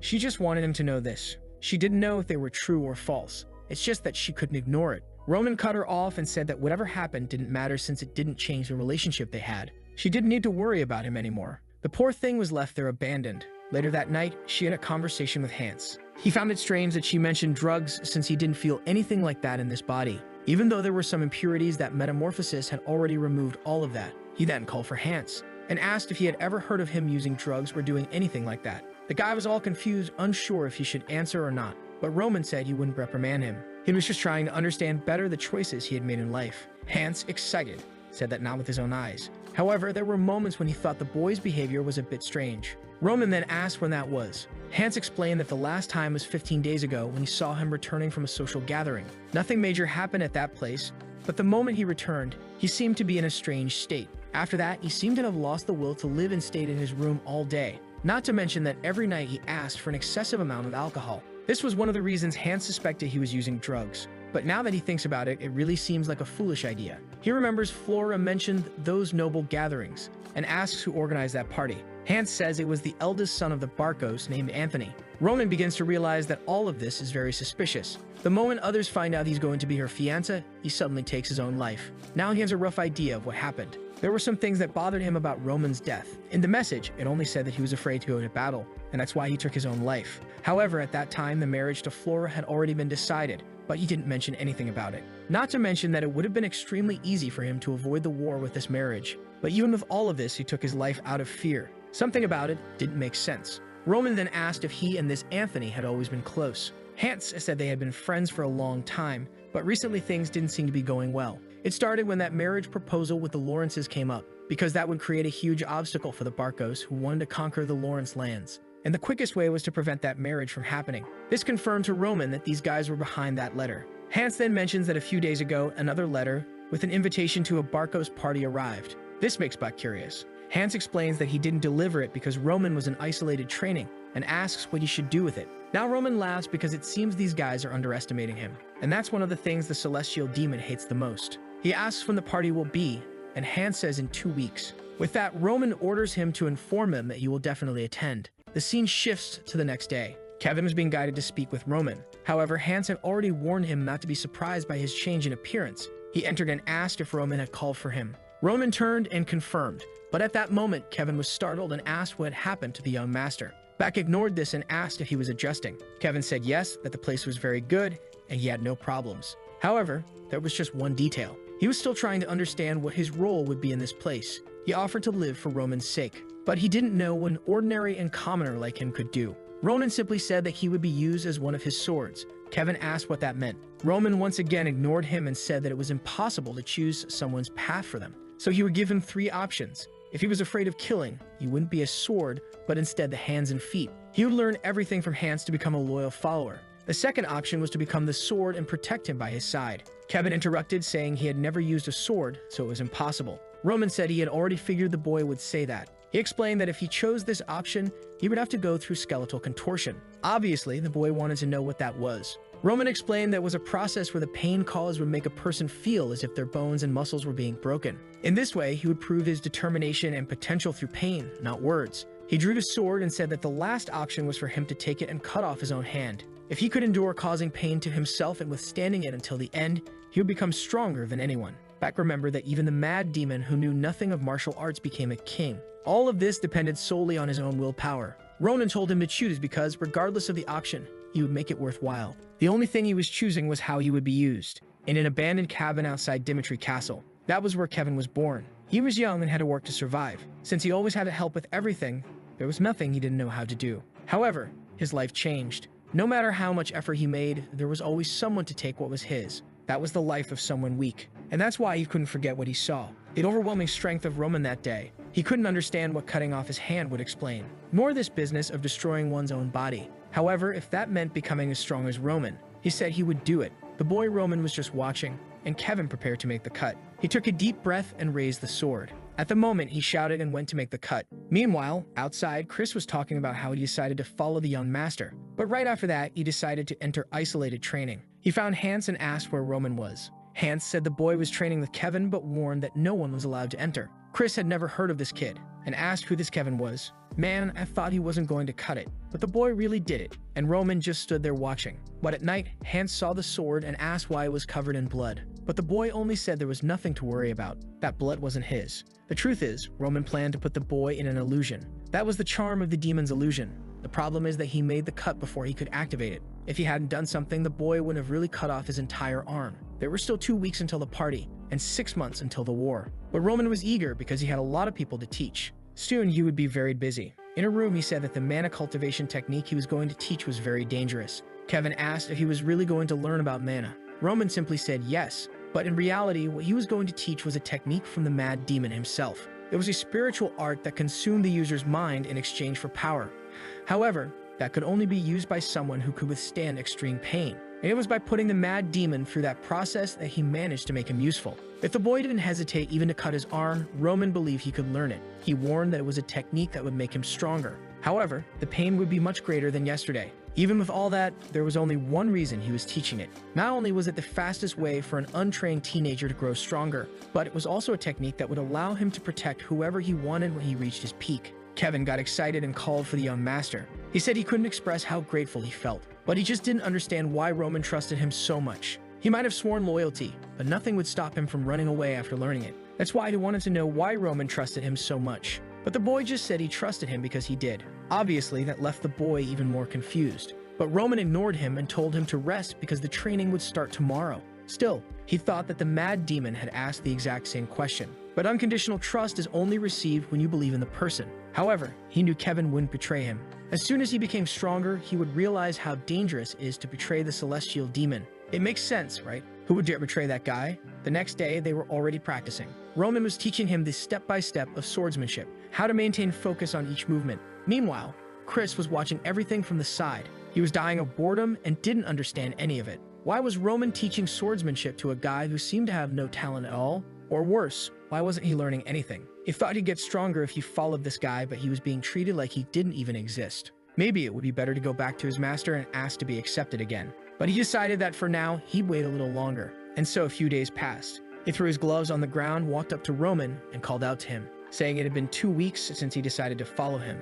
In the first week, he did the isolated training, and now in the second, he was there being ignored while he trained Kevin. He apologized for how he acted in the beginning, but he wanted to learn anything. Roman looked at him and said that he had already told him to learn just by watching. Obviously, Chris had no idea what he was talking about, but Roman warned that everyone has their own way of learning. Kevin didn't know anything, so until he reached a certain level, he needed to train. However, on the other hand, Chris was different, and no matter what Roman taught him because he had been defeated, he would accept any teaching without questioning it twice. Chris asked if he was really just going to keep observing. Roman said no and tossed a sword to him.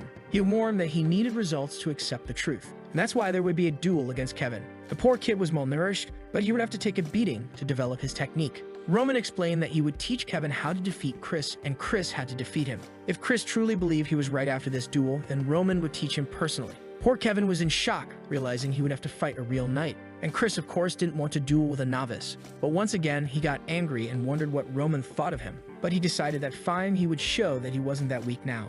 With that, the two faced each other. Kevin said that no matter the situation, it didn't make sense for him to fight a 2-star knight. Ronan said it was obvious he was at a disadvantage, but he had nothing to lose by being defeated. There are countless people in this world who are stronger than him. Just as his family was oppressed by the Blood Fangs and Chris was trying to oppress him. Is he always going to back down when he encounters someone like that? Kevin, determined, said that he would try once. That made Chris even angrier, seeing a novice thinking he had a chance to win. He couldn't understand what Roman thought he would gain from this fight. But whatever, a duel is a duel. The second Roman gave the signal, Chris was already in front of him. There was no way he could lose to this beginner who had only a week of training. And with that, he landed the first attack squarely. Kevin noticed something and thought about making a move with his sword. However, Chris immediately knocked his arm aside and landed a hit right on his stomach. The poor kid was thrown far away, and he landed all twisted on the ground. Chris even thought it was weird that the boy was so weak. He thought there was a reason behind this duel that Roman would help with, but he was just standing there doing nothing. He couldn't understand what that madman was thinking. But either way, he was going to end this.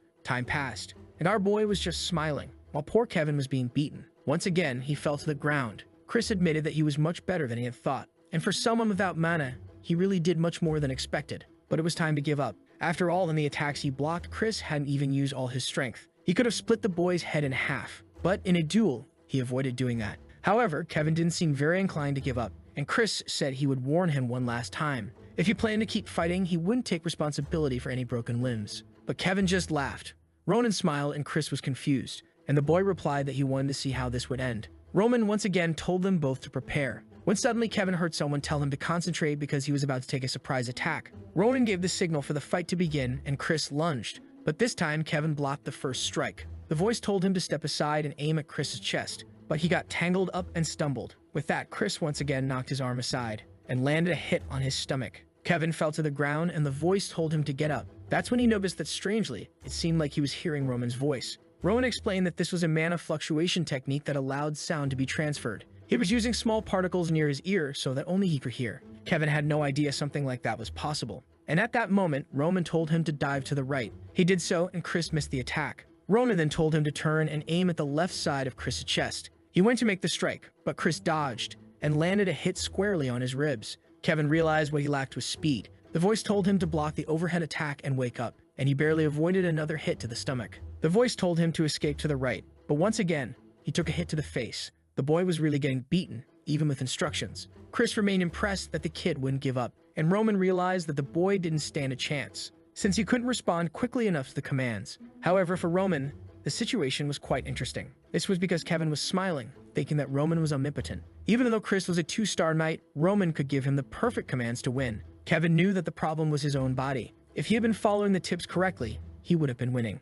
He realized that the true person being manipulated in that fight was Chris. He received a tip and once again dodged. At that moment, Roman told him to advance and try a counterattack, which Chris barely managed to dodge as well. But then Chris retaliated with a punch to his face. Chris began to realize that he was no longer able to knock the boy out and was only landing weak blows. And Kevin realized that even the esteemed knight, whom everyone thought was a genius, was extremely weak compared to Roman. For Kevin, that was the type of person he wanted to serve forever as his lord.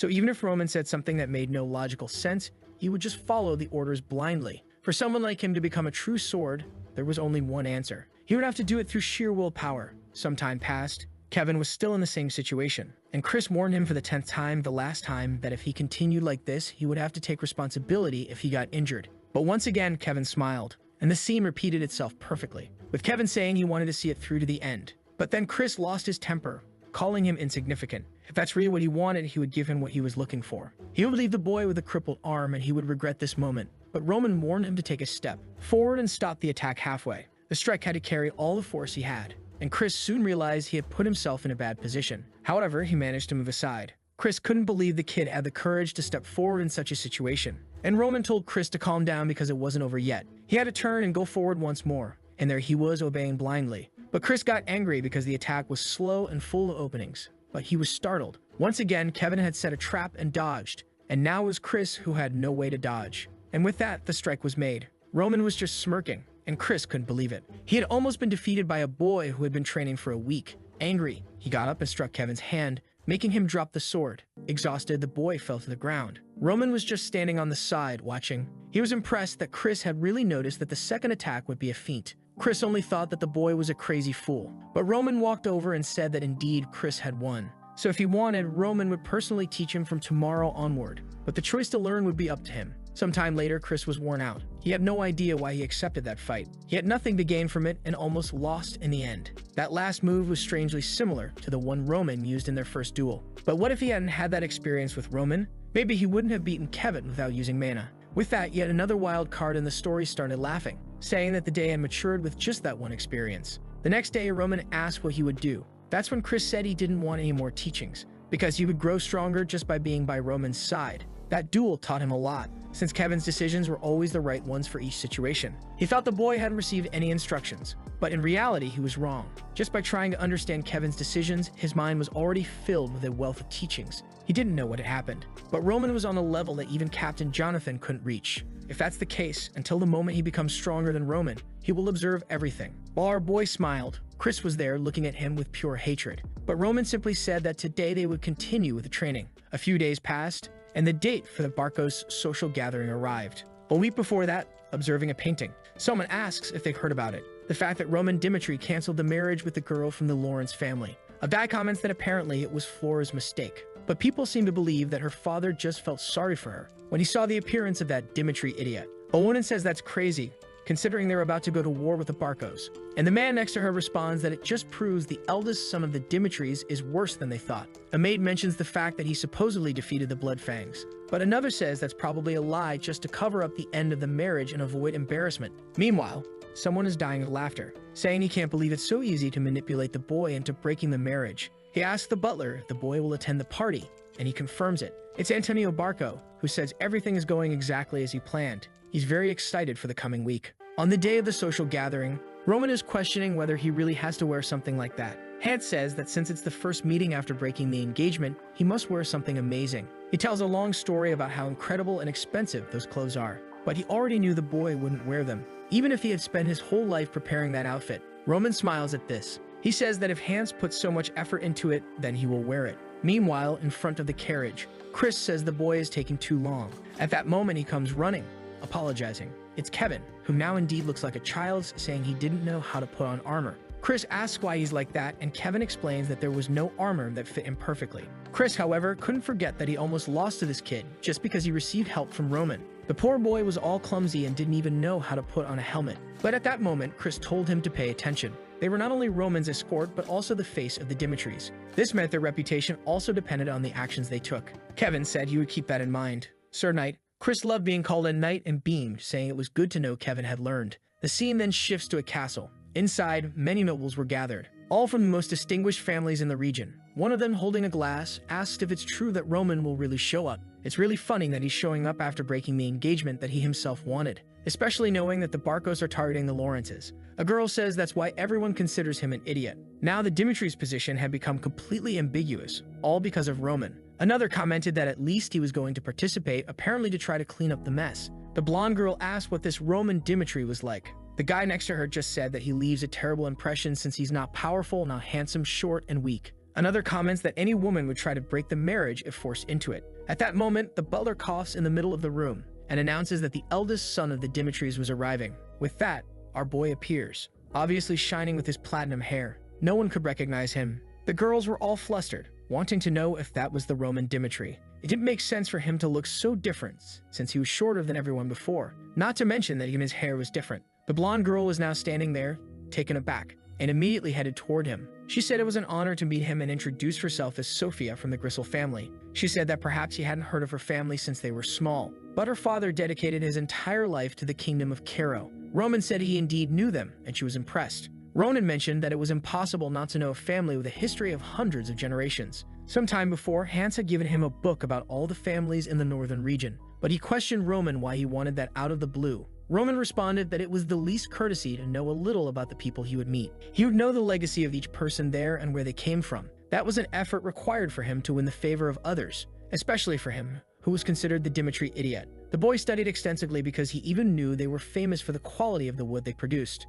and that one of her brothers recently learned to sense mana. He said he truly congratulates them on these achievements. People were just observing the conversation, wondering what on earth was going on. At that moment, another man introduced himself as the magnate of the Volt family. Roman said it was a pleasure to meet the eldest son of that family. He knew that Viscount Volt had achieved various victories in recent battles. The young man replied that he was grateful that Roman fought that way. Another person with pink hair came to introduce herself, saying that he had changed a lot. But the young man said that Lady Eris was as beautiful as ever. With that, a lot of people continued talking to him, all with smiles. Another approached and said he had judged him wrongly until now because he always thought he was drunk. Roman said he had been thinking of drinking, but if that was the case, he would abstain for a bit. Suddenly, the butler called for Roman and informed him that the young master was calling him to the back room. Finally, Roman was about to discover who was causing trouble for him. Outside the gathering, it was full of knights. Each of those families had brought their soldiers. Kevin asked what the deal was with this social party. Chris told him not to be interested as he would never attend one and ordered him to fix his helmet.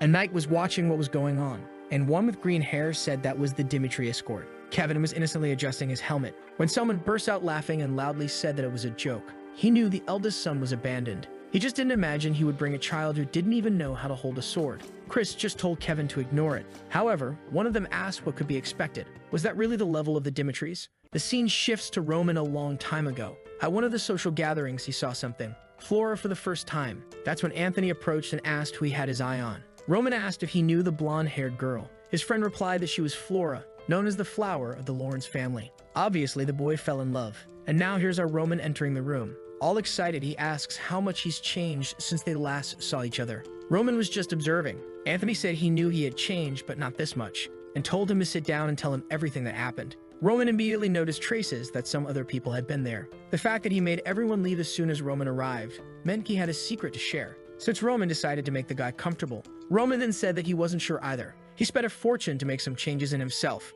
and now, even he had lost track of how much he had changed. But in any case, it was good to see his old friend. Anthony was just observing, and said that indeed, it could be seen positively. He didn't know what the boy was thinking back then. Roman asked what time he was talking about. Anthony mentioned the time he was caught sleeping with his cousin, when he was already promised to the Lawrence daughter. It was truly an incredible time. He found it crazy that he would go so far with his future marriage considering that happened. But if he was here today at this party, it meant he wanted to accept the proposal. And he assured Roman not to worry, that he would keep his secret. They should discuss his marriage to the Barco family. That was information Roman had no idea about, when suddenly, he felt something strange, and seemed to recall a memory. He remembered betraying Anthony Barco, and begging his father to create a political marriage with the Lawrence family. But even so, he didn't want to avoid his friends, and would use this chance to rebuild the relationship he had with them. That day, Anthony introduced him to Emily Barco. He asked if it was okay for her to drink with them there that day. Roman said Cindy here was part of the family. Anthony told them to serve Roman, but he said he knew how to serve himself. At that moment, the guy changed and asked if he was getting full of himself just because he was going to get married. Roman was confused, but Anthony said he was joking, since they didn't even care about that family anymore. Roman was happy to know there wouldn't be a problem then. And of course, Anthony told him to drink as much as he wanted. And so the poor guy did. What happened next you already know. The boy woke up the next day in bed. He had no idea where he was or what was going on, when suddenly someone burst into the room and shouted his name. It was Anthony, furious, asking what he had done. Roman had no idea because he had just passed out. He didn't remember anything. Sometime later, Anthony said he didn't care who the boy slept with, but this time it had been with Miss Barco. and he couldn't let the matter slide easily. He gave the boy the chance to end that marriage unilaterally, or he would have to marry a direct descendant of the Barco family to improve relations between them. Even though he was furious, he would forgive him because they were friends. However, he would have to give an answer. Back in the present, Back now knew exactly what happened. If what happened that day were discovered, the honor of the Dimitris would be ruined, and Roman didn't have the courage to face his father and confront his anger. On the other hand, he couldn't break the marriage because he truly loved Flora. Since it had been forced by him, it would defame the princess. That's why his decision was to take his own life to resolve the situation. A weak man who never achieved anything with his own hands. That was Roman Dimitri. Truly a miserable and pathetic life. Anthony asked why he was hesitating so much and said that the union of their two families would create something extremely powerful in the region. No one could stand against them, and together they would have all the power in the north. But Roman simply asked if that was the only reason. Confused, Anthony stood still for a moment, and Roman asked if he had to accept this political relationship just because of that reason. Anthony tried to remind him that this wasn't a choice. If he refused, everything that happened that day would be exposed to the world. At that moment, Roman simply put his foot on the table and said that apparently Anthony had forgotten, so he would say it again. Dimitri had no reason to accept the Barcos' proposal. Meanwhile, outside, the gathering was going on smoothly, until something caught Sophia's attention. Of course, it was Roman again, and she asked where he had been. He replied that he had something to resolve, and unfortunately, because of that, he would have to leave. She looked sad, saying she wished he could stay a little longer. He said it was urgent, but everyone was asking him to stay, saying they wanted to talk about many things.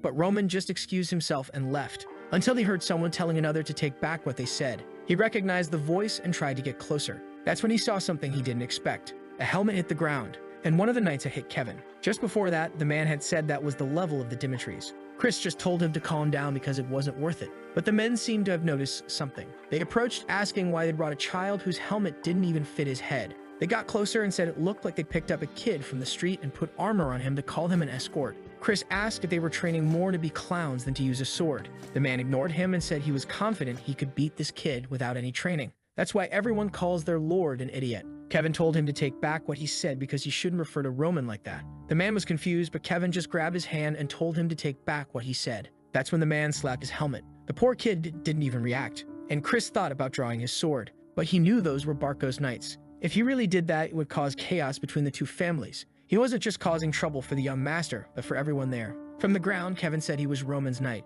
and that he never wanted to be a knight if it meant being like the bunch of thugs they were. The man just chuckled and moved toward him, saying he wanted to see how far his pride would take him. That's when someone grabbed his wrist. Everyone was in shock. It was Roman, calmly asking what was going on. He just took a look. The moment the man started to say his name, he got slapped in the face. He was completely confused, not understanding what happened. Not only did he get slapped, but he couldn't even react. He was about to say something, but got slapped again, not understanding. Once again, he didn't know where the slap came from. It was becoming a joke. He tried to speak again and got slapped in the ear. The poor guy was already shrinking, and now he was about to kiss the ground. He was starting to get traumatized, not knowing what sequence this was. But Roman simply told him to lift his head again. Meanwhile, in the room, Anthony was there. He couldn't understand what had just happened. At the meeting, he warned Roman that if he didn't accept the proposal, he would be making an irreversible mistake. But Roman just replied that his reputation was already bad, so having one or two more rumors wouldn't change anything. And he warned Anthony that he should behave a little better. He had chosen to cancel this marriage on his own, not because of that threat. But since the Dimitris were no longer allied with the Lawrences, in a way, Anthony's goal had been achieved. However, at any moment, Roman could decide to help the Lawrences, and that would interfere with the Barcos. And maybe he should do that just because of those threats. Roman had already researched a lot about the Barcos. They had an influence with the central government that couldn't be ignored. But that's all they had and nothing more. If one were to truly consider wealth and power, the Dimitris were the real force in the north. He then asked Anthony what he wanted to do. Anthony, fearful, only asked if he was no longer going to help the Lawrences, and Roman replied that he was correct. With that, Anthony said it would be better to forget about this matter. However, he couldn't understand why this boy had changed so much. The way he acted, looked, and even spoke had completely changed. He was no longer the idiot he knew. What he wanted to know was what the hell had happened to this boy. At that moment, someone called for Anthony, who said he didn't want to talk. But the person insisted, saying there was a problem with the knights he had brought. Outside, something was still going on, and everyone was scared. The Barco knight was at Roman's feet, begging for forgiveness and saying he would never do it again. Kevin said the man had already been punished enough, and Chris agreed, saying he should reconsider his relationship with the Barcos. However, Roman said that he was the one who decided when this man had been punished enough. Even if he died, that was the price for his actions. At that moment, Anthony appeared and asked what the meaning of this was. He warned that even if Roman was the eldest son, he wouldn't tolerate such behavior, and it would be better for him to start apologizing. Roman just asked why he would do that. That man had insulted him and laid hands on a member of the Dimitri family. He then asked Anthony if he really thought he was wrong. Anthony responded that regardless, he had crossed the line. Ronan reminded him that if he continued like this, their relationship might be destroyed. So it was best for Anthony to control his actions a bit better. Since he wasn't a patient person, he wanted to know what Anthony was going to do now. Anthony remembered that Roman had threatened to rekindle relations with the Lawrences. As much as he hated it, he had no choice. And he said that indeed, seeing the situation, it seemed Roman was right. He also would have had to punish that man the same way. Roman left, saying that they indeed got along well. But it wasn't over yet. He went up to the soldier, raised his hand, and told the man to prepare his face. This went on for a while. The old Roman was a person everyone disrespected, even though he was from the family that was the greatest power in the north. He called Chris and Kevin and said they were leaving. But now, everyone who was present had no choice but to recognize that the idiot they had heard about no longer existed. On the way back in the carriage, there was silence, and Kevin apologized since Roman had been insulted because of him. And Chris apologized for not doing anything when they spoke ill of the Dimitris. Roman stayed silent for a moment. He said he knew it couldn't have been easy for them to endure that until he arrived. So it was a good job that they managed to hold on. Being hasty would only have led to the worst-case scenario. But that wasn't the answer he wanted, since no one in the entire North should have the courage to lay hands on the Dimitri family. They've got to remember the faces of those men and never forgive them, because Roman doesn't accept anyone being above him.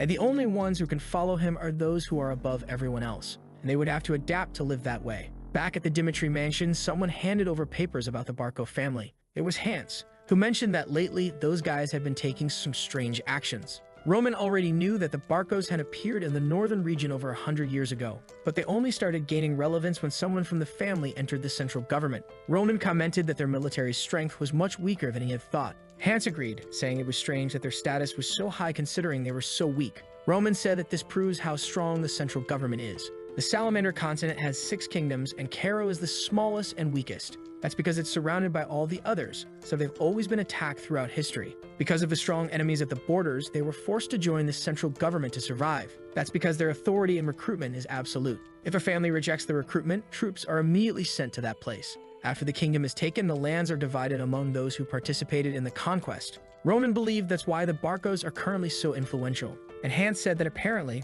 that's the only explanation. And now they knew how they got a big loan from the bank. Probably with that money, they must have bought some mercenary companies. And most likely, the Burgess mercenary company will be hired since they're famous for territorial disputes. Hans said that at the pace things are going, the attack on the Lawrences will happen in half a month. Roman knew that if that's the case, they had nothing left to prepare. Hans commented that if the Barcos really attack, the Lawrences will survive for at most a month. Now Roman was thinking that he had told the Barcos that he wouldn't get involved in the Lawrence case. However, he wouldn't be able to live as Roman Dimitri if he let someone threaten him and get away with it. Not to mention, no matter what the Barcos did, they would never have enough power to defeat the Dimitris. It would be extremely easy to defeat them if he simply used the power of his family. But in this region, because they weren't nobles, no one saw the Dimitris as a threat, and he needed to create an opportunity to enter the grand stage of this world, just as he had done in the past. He then stood up and told Hans that he needed to find his father now. It was time for them to make money from the promise that was made to them. The scene shifts to a lot of scared people in the city, and a man in bloodied armor arriving. It's the rank B mercenary Lucas, who says that apparently the Dimitris haven't changed at all. The scene then shifts to a blacksmith. The man says his items are destroyed, and asks Lucas if the fight was really that difficult. He replies that it was hard because the guys he was with were so dumb, and almost everyone died. The blacksmith says that this sword is of low quality and asks where he bought it. He said he had to grab one from some shop and he almost lost his life because of it. The old man says he should know that the best items and weapons are always made by the Dimitris. Lucas stands up and says he already knows that, which is why he's here to request a full set. To him, it doesn't matter how long it takes since he'll be recovering here in Dimitri. He's already tired of the battlefield. That's when he sees some people gathering and looking at flyers. He wonders why everyone seems so excited. Usually, that only happens when there's a war or a really good job. He decides to take a look, and there's a recruitment notice. The notice only says that the person needs to be healthy and have the desire to get stronger. There are 30 spots and the salaries would be 8 silver coins per month. Lucas thinks that considering a family of 5 lives on 5 silver coins, it's pretty good even considering the risks. That is if it weren't for this special condition. The person would belong to Roman Dimitri and not the entire family, and only those who are willing to risk their lives for him should sign up. The old man next to him tells him not to even dream since hundreds have already applied. Lucas laughs and says that as a rank B mercenary, someone like him would cost at least 50 silver coins. But then he notices what the man said, and asks if hundreds of people have really already registered. The old man says yes, everyone who saw the notice ran to apply. Lucas then asks why everyone is so eager to work for the Dimitri idiot. Imagine the suffering a soldier would endure being under an idiot like that. At that moment, everyone fell silent, and the man only said that Lucas must not be very informed since he's an outsider. Lord Dimitri had taken down the Bloodfangs and was taking care of his people. No one believed it at first until they heard what Clark said. That's because since Clark's son became one of Roman's subordinates, his entire family has changed. He wonders what the boy's name was again, and then he remembers it was Kevin. A little earlier at the mansion, Kevin asked why he wanted to take a break, but Roman only said that rest was part of the training, so he had 3 days to relax. It was a reward for his hard work, so he should enjoy some time with his family. Kevin just thanked him. However, taking a break now felt strange to him, since in the past he couldn't even survive even working every day. He wondered how his family was doing since he had been at the castle for so long. On the way, Hans met him, handed him some clothes, and said that Lord Roman had those prepared before he went to meet his family. Besides that, he also sent some money so Kevin could buy some gifts before seeing them. From now on, he would be earning 30 silver coins a month so he could spoil his parents a little.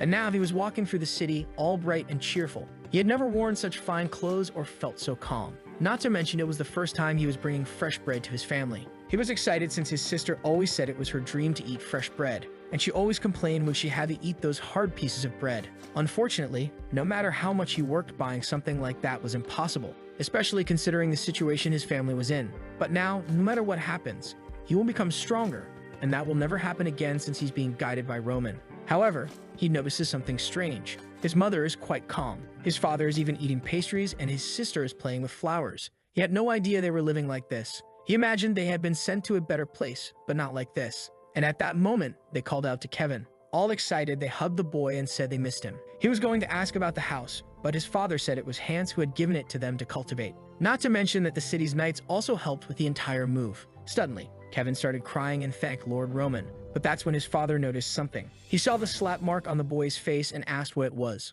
wanting to know if Roman had hit him. Kevin explained that no, it wasn't that. But his mother said he didn't need to lie. He pushed her away and told her not to even think about it because Roman wasn't that kind of person. And that's when he decided to explain the truth. And his father later commented to his friends at the bar. They were shocked to learn that Roman had hit a Barco knight just because of an insult. In the city, everyone knew that the Clarks were living much better since their son started working for Roman. They not only got a house but also land a farm. The story was so surreal that people even speculated it might just be someone who looked like him. But now the dream of poor children was to be like Kevin and work for Roman. Everyone wanted to gain his trust and improve their own lives. And that's why the place was full of people. Lucas couldn't believe any of these incidents. The Roman Dimitri he had seen in a casino 2 years ago would never have done something like that. It made him wonder what had happened in that time. But he was curious, so he wanted to take a look. Back at the mansion, someone was commenting that the preparations were going correctly. They would provide some of the soldiers, but Lord Roman would handle the entire process. However, the person asked if he was really okay with this and said it was the last chance to back out.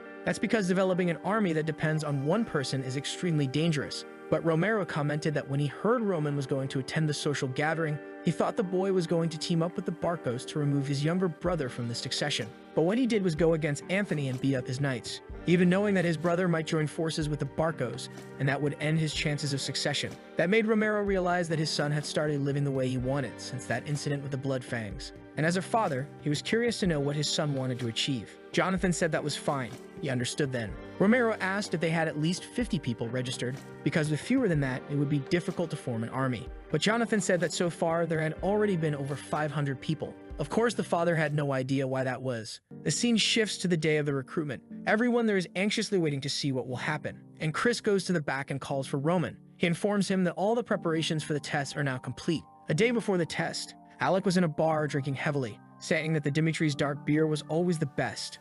But he couldn't believe it. There were really far more applicants than he had imagined. Not to mention that there were 3 loud guys in the corner. From the copper plates on their thighs, he knew those were at least rank C mercenaries. The others at the counter clearly had combat experience. Considering the number of bars that must be filled with people like them, the level of the applicants was much higher than he had expected. But it didn't make sense since, for experienced people, there should be a better job than this. He didn't know if it was curiosity or what, but he couldn't understand. Then he overheard a guy asking his friend if he wasn't going to become a Lawrence soldier. The guy said yes, as that was his hometown. But after seeing Dimitri take down the Bloodfangs, he changed his mind. Everyone who didn't see it says it's a lie, but he was there that day in the middle of the square, when Dimitri showed up covered in blood and dragged the leader by his hair. To him, it was unbelievable to think that Dimitri came all the way from his territory just to kill that guy in front of everyone for messing with his people. The image of that scene never left his mind. A lot of people deny the incident and say it's a lie, but he was there to see firsthand that Dimitri wasn't the weak and idiotic person all the rumors said. He really was a leader who fought for his people, and that's why he's there to gain residency in Dimitri and become one of his subordinates. Lucas understood that what the boy meant was that it was worth dedicating his life to this person. Maybe all this commotion really wasn't a coincidence. Back on the day of the big test, everyone was there, excited and chatting, while Lucas was now undecided about which choice he should make. He knew that the strongest people there, like him, still had doubts about the rumors. This meant that the choice could only be made when he saw the true Roman. Suddenly, everyone fell silent. It was because someone was approaching. Of course, it was our armored boy. He passed by and everyone bowed. Lucas noticed that no command had been given, but still, everyone lowered their heads. This proved that the rumors were true. Dimitri only climbed the stairs and told everyone to lift their heads. As mentioned in the notice, he would recruit 30 soldiers to fight by his side. But first, he wanted to inform them that he, Roman Dimitri, had no plans to live in an isolated territory for the rest of his life. He would continually fight and conquer ever larger territories. He would be involved in wars where it would be impossible not to lose lives. So those who plan to follow him without being fully determined should turn back now.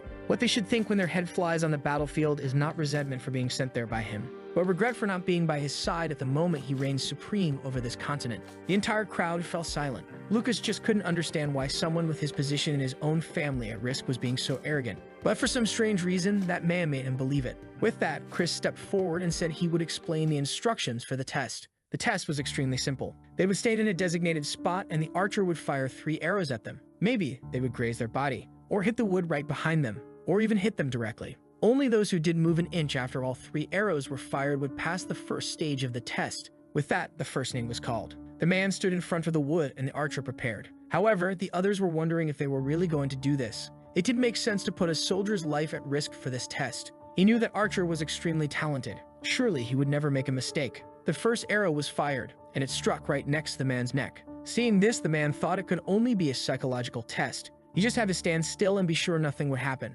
After all, he knew the arrows would miss. At the moment, he was speechless. The people were terrified, and the man couldn't believe it. He fell to the ground and began to writhe in pain. Chris told them to get him out of there and start treating him immediately. With that, the man was indeed taken away on a stretcher. The people began to ask if Dimitri was really asking them to be hit by an arrow. Chris just called for Morrison's name. It was the man who was next in line and had seen what happened. That arrow went straight into his leg, but if it had been his head, he would have died. To him, this was too insane, and all he wanted was his chance to become a knight. Chris realized that everything was happening just as Roman had said, and with that, he stated that it seemed the second man had given up. He warned that anyone afraid of getting hit by an arrow should quit now, and ordered all the cowards to leave that place immediately. A little earlier, someone had said they would explain each person's role. The 4 there tomorrow would be hit by an arrow. The man next to them was the best archer in the region and would only hit non-fatal spots. There would be the reward they would receive for this, a chest full of gold coins. Obviously, taking an arrow for all that seemed worth it. Roman said there would be medics on hand, but it wouldn't change the fact that the arrow would be real.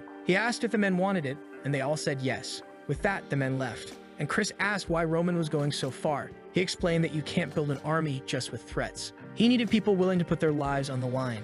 Even if the chance of being hit was 1 in 100, some people would still quit because of that 1% chance. Chris asked what the condition was that people would have to meet to become a subordinate. Ronan said he wanted someone with an extremely resilient psyche and mentality, someone born with the heart of a beast. Chris was confused because that was more important than experience. Roman said that someone like that would become stronger than anyone else, regardless of where they came from, and only those stronger than everyone else would walk by his side. But now everyone was wondering what kind of insane test this was. A good part of the applicants were already leaving, saying it wasn't worth taking an arrow just for a chance to serve Dimitri. Chris mentioned that at least 100 had already left, and he turned to call for Roman. He was thinking about the heart of a beast, which is an innate talent, just like Kevin, who was ready to cut off his own hand without any hesitation, or Chris, who ignored the humiliation he suffered in front of everyone to ask about how to become stronger. That's the kind of person who has the heart of a beast. No matter how strong someone's physique is, when they are born, they can't defeat someone like that. That's the type of person he wants to find in this test. So he gave the order for the test to continue.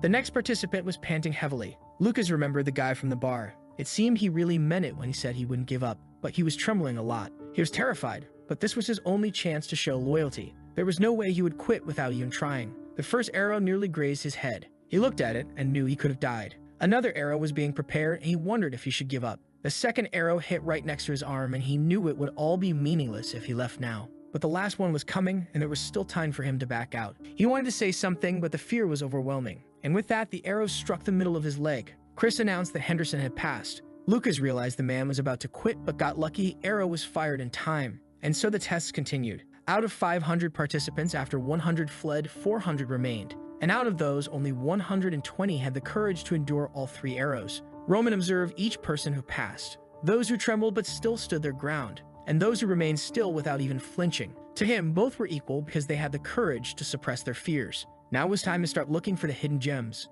those who would look at him with admiration, not fear. Roman had congratulated everyone but warned that he would only accept 30 people, and for that, they would have to go through a second test. Those who became his subordinates would live the life of a predator, and strangely, he only said that, leaving Lucas confused. Roman simply stated that the orders for the second test were straightforward. There were various swords of different types and shapes beside them, but none of that mattered. They just had to choose the sword they wanted and prove their worth in a duel against him. Lucas wondered if the man really planned to fight 120 people. Roman announced that all they needed to do was last 1 minute against him. Those who passed would receive even better conditions than those listed. The bald man then stepped forward and declared he would be the first. This guy had the look of someone who had fought 1,000 times, but let's see if he could endure this. With that, they were already face to face.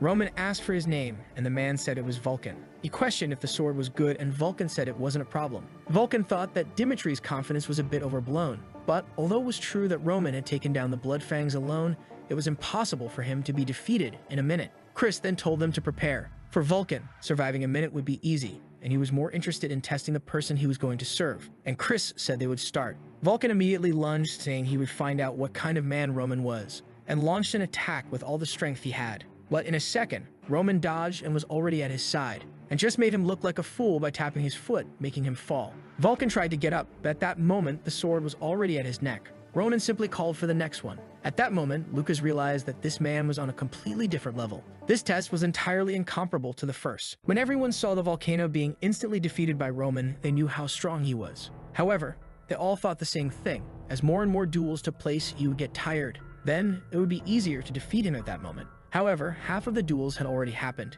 and 60 people had already been defeated. Roman wasn't showing any signs of fatigue, and Henderson was thinking about what he said before this all started, surviving as a predator if he won that. He realized that Roman lives like a predator, a person who does whatever he wants in a world where the strongest survive. Everyone knows that at this moment, Roman is still considered the fool of the Dimitris. This might be the only chance in life to become his subordinate. The problem is, how do you defeat a monster like that? At that moment, Roman says that if no one steps forward, everyone will fail. A guy then says he's going to participate. Finally, it was Lucas's turn. He introduced himself and said he was number 61. He already knew that Roman Dimitri was a monster. Compared to what he knows, these abilities were overwhelming. And it's unbelievable that he exerts so much pressure just by standing there. And after watching the first duels, he really believes this guy won't just stand there. He doesn't care about the 8 silver coins per month. He's more curious to see where this guy will be in a year. And to do that, he first has to pass this test. Chris is impressed. This is the first person to attack directly since the first participant. Not to mention, the right hand was aiming at the head, while the left hand was already prepared to counterattack at the heart. Roman easily blocked the first strike, and Lucas noticed that the backward movement put him out of reach of the dagger. However, he wanted to know what he would do with it, and he sent the dagger in Roman's direction while launching another attack with the sword. However, Roman blocked the attack and deflected the dagger with the scabbard. As soon as Lucas saw this, he retreated once again. From his experience, every knight eventually starts to have some opening as they get tired. However, at this moment, Roman was like an impenetrable fortress. But he couldn't stop now, as it would be over for him if he hesitated for even a second. If he wants to pass this test, he has to keep the initiative. Ronan smiles and asks if his name is Lucas, and says that it's not bad at all. This isn't the right attitude on a battlefield, but it is the correct one in a duel. Clearly, the boy had a natural instinct. However, it's obvious that he wouldn't let the guy hold out for a minute that easily. This 1 minute is actually to show how powerful the squad he's going to create will be. And the purpose of this test is to establish the difference in strength so that they always remember it. And to do something like that, he would have to end this once and for all. At that moment, Roman goes on the attack while Lucas is still dodging. But remember that the guy is a B-rank mercenary. Everyone considers that the limit of effort. This is the maximum of a regular person who has no mana control. And since the first condition to reach a rank is at least to have awakened mana, he reached his limit, and no matter how hard he tries, he will never leave B rank. However, even so, he survived. On battlefields where countless mana users died over and over again, he stayed alive. And that's how he realized that to survive and win, you always use any means necessary. Roman ends up not being able to complete the attack. And Chris remembers that in the rule, he never said anything about not being able to throw sand in the eyes. The only mission given is to survive for a minute and nothing more. As soon as Lucas falls, he immediately gets up again to attack. However, he stops for a second. Roman was clearly ready to defend against this attack. Even though his eyes were red, he was still looking directly at him. With that, he just laughed. He dropped the dagger and said he surrendered. In the celestial demon cult, the first thing you learn before fighting is how to keep your eyes open at all times. That's because in a fight, a blink of an eye is enough for someone to die. Just like breathing has to be controlled every second,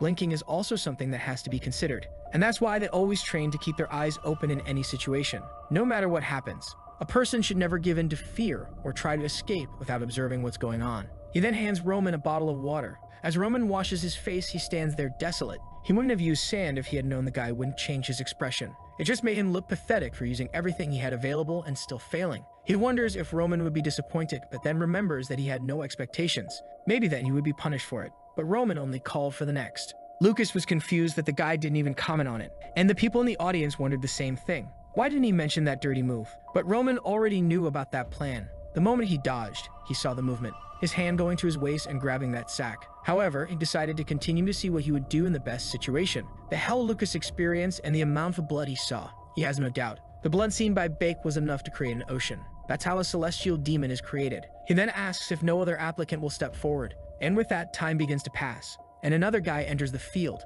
Once again, he dodges the attack. However, now everyone was trying to play dirty, so he tried to throw a stone at Roman. Chris noticed that Lucas's influence is making everyone want to last at least a minute. However, even so, none of that was enough. Lucas realized that the dirty move didn't disqualify anyone, but at the same time, Roman didn't feel any pain. And now was the next person's turn. The problem is that none of this was making sense. 2 hours had passed with duels and his breathing was still steady. In the battlefield over a sea of bodies, no one goes easier on you just because you're tired. Your movements become slow and your breathing unstable. That's how you become just another corpse. That's why for someone who wants to survive on the battlefield, breathing must be perfect and continuous. However, Roman knows how to circulate nature's mana to alleviate the body's fatigue. Combining that with skeletal change, he manages to keep his body in perfect condition. During his times at Bach, he participated in wars that lasted up to 3 days. So of course, he wouldn't get tired from light training like this. Chris then tells all the applicants to gather, and he says that the number of people who pass the second test is equal to 0. However, that doesn't mean no one will succeed because they need to select 30. He tells them all good job and says they're dismissed. A while later, Roman hands in the list of participants who pass and informs Chris that he will have to train those. He says he understands and takes a look at the people who passed. Vulcan, who lost in one move, had enough courage to go before everyone else. He finds it strange that Henderson passed since he didn't find anything special in the kid. Maybe the master saw something he didn't. He finds the rest understandable, except for one. He asks if Lucas really passed, and Roman says yes. Roman asks if there's a problem with that, and Chris responds that he acknowledges Lucas is very talented for a B-rank mercenary. But not only did he commit a grave foul in the middle of the duel, but he also gave up before being attacked. A guy like that would only cause problems on the battlefield. It's not even about honor. It's because the average mercenary would abandon comrades to survive. However, Roman says that's precisely why he passed him. Of course, the poor guy is totally confused. But Roman says it's exactly because he isn't a coward who knows honor that he passed. At the moment when everyone was worried about Roman's judgment, he saw an opportunity and acted instantly. That's the kind of person who survives on the battlefield, doing whatever it takes. So he asks Chris why he was so sure Lucas would betray his comrades, just because of a foul. He remembers that Jonathan once said that those who survive on the battlefield aren't the ones who know how to use aura, but rather those who calmly analyze each situation and act accordingly. He needed to keep in mind that no matter how strong he was as a knight, there was always a chance he could be killed by one of these. Those who hide in the shadows and look for a chance to strike. Chris realizes that in that situation, it really was the most realistic thing for Lucas to do. Once again, he was the one who couldn't see things clearly. However, he then tells Roman there's one more thing he doesn't understand. The battlefield won't start for another 5 months. And it's not like the nobles were 100% forced to go since there's always a political way to avoid it. So why is he already gathering his soldiers when he could escape? Ronan says it will be announced soon, the official letter from the Barco family. In it, they said they had been waiting a long time for the Lawrences to fulfill their past agreement. However, they betrayed their honor and commitment to the nobles. And that's why the Barcos decided to raise their swords after much patience. The sins of the Lawrences were clear, and they weren't willing to pay the debts owed by their ancestors. They even had the nerve to declare that they wouldn't surrender any land as collateral. And that's why this notice was to inform everyone in the kingdom of Kiro. The Lawrence family has 1 week to surrender the lands, or else the central government will support, and a territorial war will be waged against the Lawrence territory. When Chris hears this, he asks if that's what Roman is preparing for. Roman says that's exactly it. This troop will get involved in the war between these two. Meanwhile, someone remembers failing the family. The the person who was responsible for making the Dimitris no longer support the Lawrences. To Flora, she was the one to blame for everything happening to the family and the territory. She wakes up in the middle of the night. Every day she was having these nightmares, and she kept asking herself what she had done. In the Lawrence mansion, everyone was wondering if it was because of the broken engagement. It seems she had been rejected by Dimitri because she had made a mistake. However, now she wasn't even leaving her room, and the war against the Barcos was about to begin. Standing inside it, she couldn't even get out of bed. She always thought she was a smart person. She passed the advanced class at the academy with great grades. From her father's warm smile, she always thought she was a good daughter. But now she realized that without the family support, she was nothing but a flower in a cage. The guy being called the fool of the Dimitris was something hilarious, because in the end, the fool was her. Now she doesn't even have the confidence to look her father in the eye. She wonders what he would do in this situation. If she stopped to think, Roman is the complete opposite of her. No one had any expectations or desires about what he would do. However, with his own strength, he subdued the blood prisoners and elevated the family's name. She doesn't understand how he was able to do something like that without anyone and why he's so strong. But even putting all that aside, the difference between them is that he had the courage to act. At this moment, one of the butlers knocks on the door and says that the meal is ready.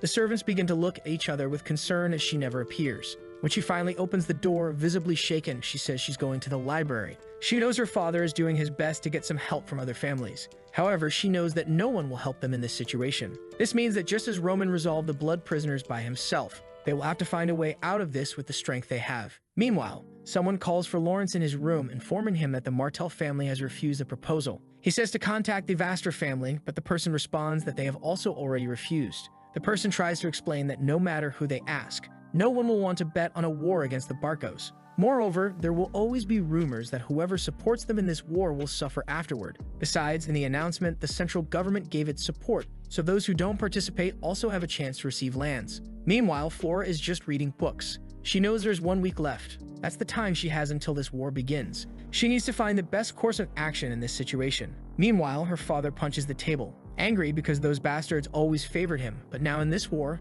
no one is supporting them in the conflict. He asks if the gold bank will lend anything, and he says yes, but the investigation will only be completed in a week, which makes it obvious that they are basically siding with the Barcos. He wonders if there really is no solution, and one of the men at the table says that perhaps it's just better to surrender to the Barcos. All the support they would receive from neighbors has been cancelled, so by surrendering, they would protect some innocent soldiers and not lose everything. No one in the room could argue against that. Even Lawrence said it was something to consider. However, that's when someone at the door said Miss Flora wanted to talk. He was going to say he was busy, but she opened the door at that moment. Her father asked what she was doing there. She said she had something to say. However, this story likes to jump back and forth, so now we're back to Roman's conversation with Chris. At the moment, he said that Roman Dimitri would get involved in the war between the Barcos and the Lawrences. Actually, it's not Chris, it's his father who asks if he really knows what that means. He says yes, and his father asks why he wants to go through with it. This is a legitimate war of the Barcos, confirmed by the central government. And since he canceled the marriage with the Lawrence lady, they have no right to get involved in this.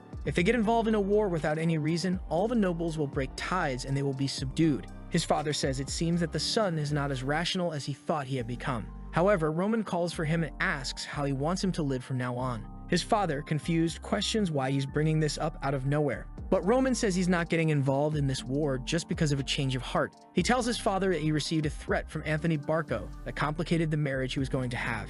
He has no way to plan, but when he heard that, one thing came to mind. People say that the Dimitris are the true strength of the North, but for some reason, the Barcos still think they are above. As he is the lord of that place and does nothing, he believes that he must be satisfied with the situation. However, Roman Dimitri is different and wants power. He won't stand by and watch the name of the Dimitris be tarnished, whether by the Barcos or anyone else. He has more than enough reason, just as the Barco War is merely a non-existent excuse to gain more power. In this new life, Roman feels as if he's in an endless ocean, but his identity as Bak hasn't changed. He will live a life of domination. He tells his father that he's not asking for the family's help, as he will participate in this war only as Roman Dimitri. All his father has to do is watch. The path he will show is the life he will live from now on. His father knows that your birthplace never changes no matter how great you become. Even if he has a lot of money and a prosperous territory, the fact that he's a commoner doesn't change. In this conversation, Lehanna asked if anything happened with the nobles when he went to the capital. He sat down and said it was nothing much, but he noticed it just from the looks.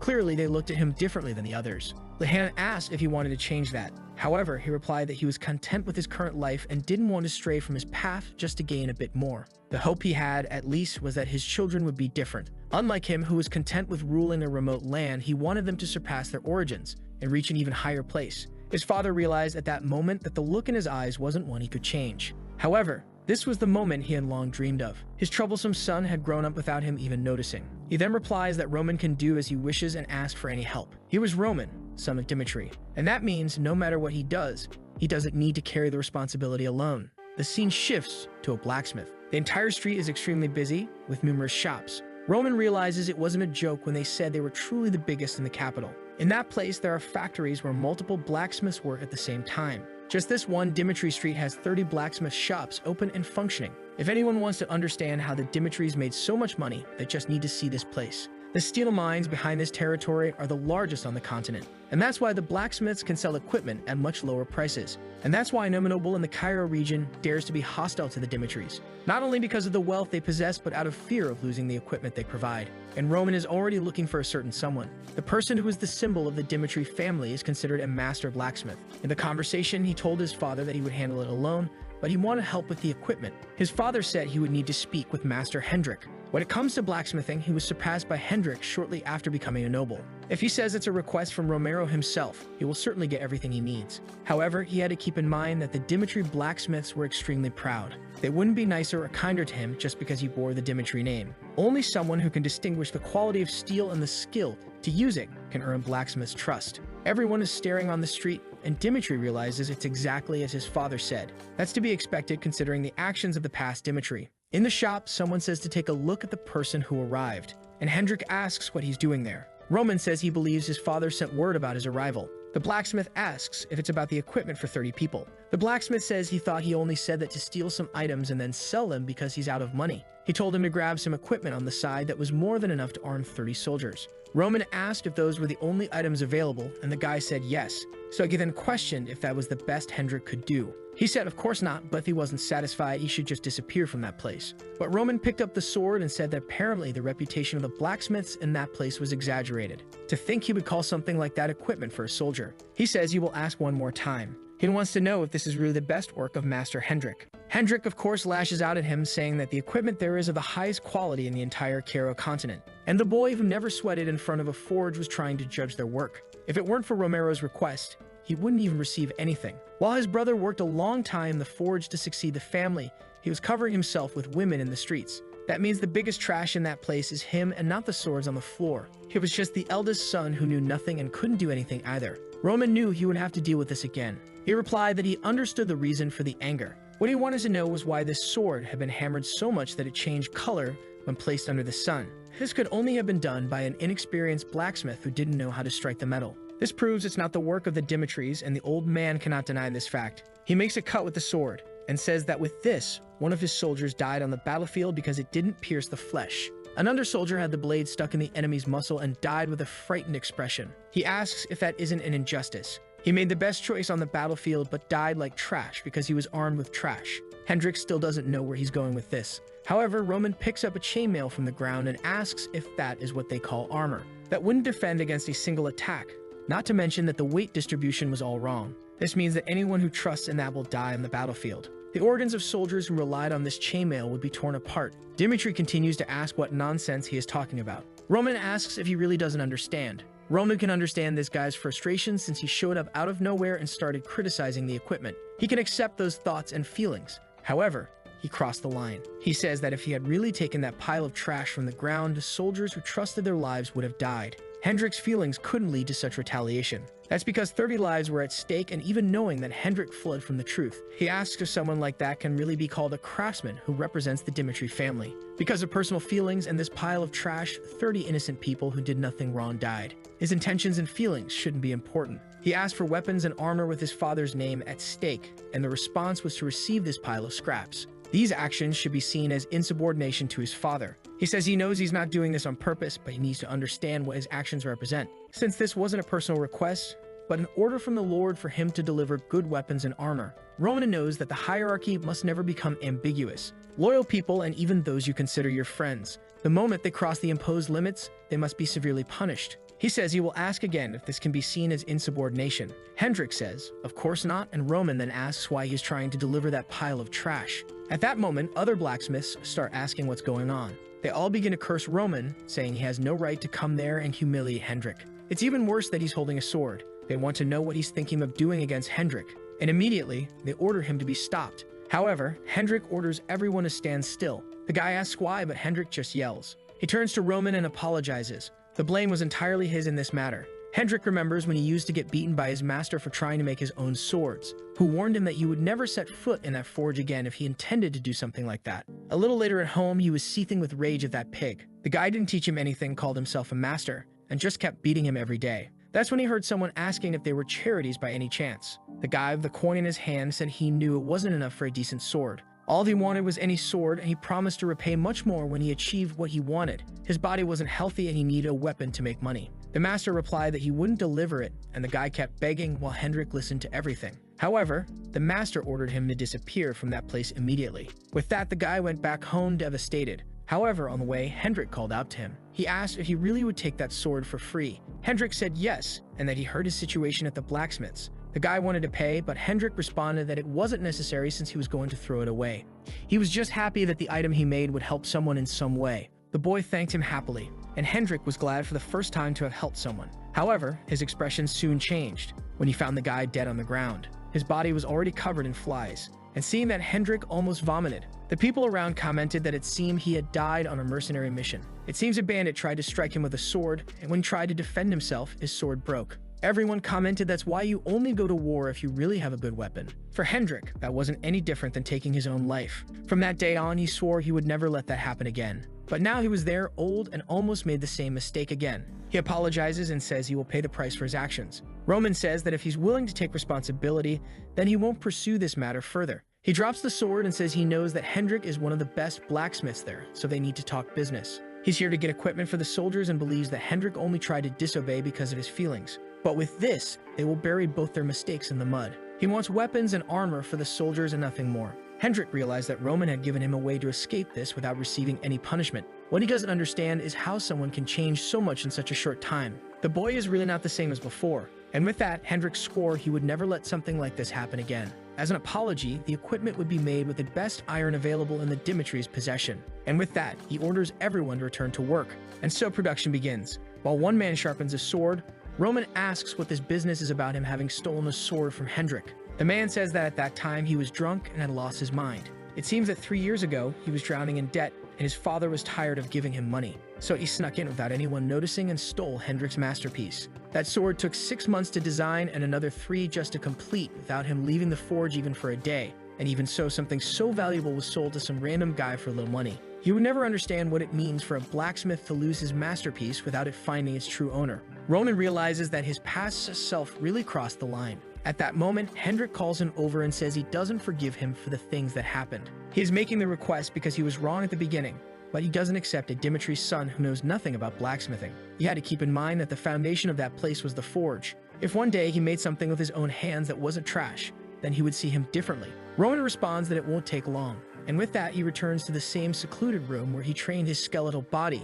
Everything was organized exactly as he had requested. All the tools were available, and now it was time to start. When he was back, it was at 18 years old that he decided to forge his own blade. When everyone was deciding who would be the successor of the demon cult, he was constantly attacked by his brothers. He was attacked by number 11 one night and almost lost his life. He barely survived, but the sword couldn't withstand the attacks. Even so, his brother gave him no chance to escape. He somehow managed to win that duel with a broken blade, but narrowly escaped death. However, that's when he discovered he would need a sword made just for him. From that moment on, he visited blacksmiths every day to learn how to forge from them. Since then, before a decisive battle, he always forged a new sword for his current self. After thousands of battles, the sword changed little by little, and the 39th one was named the Celestial Demon Sword, a treasure so rare that it was impossible to sell at any price. And now for this upcoming war, it was time to make a sword for his new self. And with that, Roman began to work. He had repeated these actions thousands of times and understood the rhythm and strength needed, the concentration required to focus on a single objective. To forge something like this, you needed to be in a trance. While forging, he asked himself what he was living for. In that world, he was forced to survive because he was born as the son of the celestial demon, and battles fell upon him. However, he never saw this as a bad thing. and at this moment his mind is the same and he will remain true to his reality. However, this life he now leads doesn't necessarily mean he has to go against everyone, and this shows that his training needs to be even firmer. This only shows that he still has no idea of the most powerful forces in this world. Defeat could not be tolerated. He then makes a breath of flames. That was the art of the infernal demon. It transformed all accumulated mana into heat. Even though it wasn't the best that existed, it was the only one this weaker self could use. He couldn't forge many things because his organs would be damaged. However, he desired a power that could face all variables. Back at the Lawrence mansion, Flora says that at this moment they are trapped and out of options. Aid had been cut off and the military difference was clear. She heard the discussion about surrendering to preserve what little land the family had left. However, she believes that's the one thing they absolutely shouldn't do. Suddenly, Lawrence slams the table. He says that preserving the soldiers' lives is the best choice in this war. But Flora said that the Barcos had taken a lot of money from the central government, and everyone knew it was a loan without collateral. That means it has an extremely high interest rate. This is only possible because the Barcos aren't the only ones who will benefit from this war. The bank lent this money to receive part of what they would conquer. This means that all this land will be completely consumed once they occupy it. Everyone falls silent, realizing that surrender was not an option. And her father asks what they should do then. She says there's only one way out. They would have to resist desperately. That was the only way they could survive. Her father slammed the table at the thought of a resistance. For a moment, he had some expectations about what she was going to say. He thought that maybe she would have the discernment to see through the situation and come up with an incredible plan. But in the end, it was just common sense. He then asked if the incredible plan she was thinking of was, for example, closing the gates. She said she wasn't talking about hiding. They would have to set fire to all the crops of that year and stockpile as much food as possible to withstand the siege until winter came. Her father asked why that would be important. She replied that it would be enough time for the interest on the loans to start accumulating. The gold bank had massive power and influence across the entire continent. If the war didn't end quickly, they would start pressuring the Barcos to finish it faster. This wouldn't happen because the gold bank could be pressured by the central government's connection,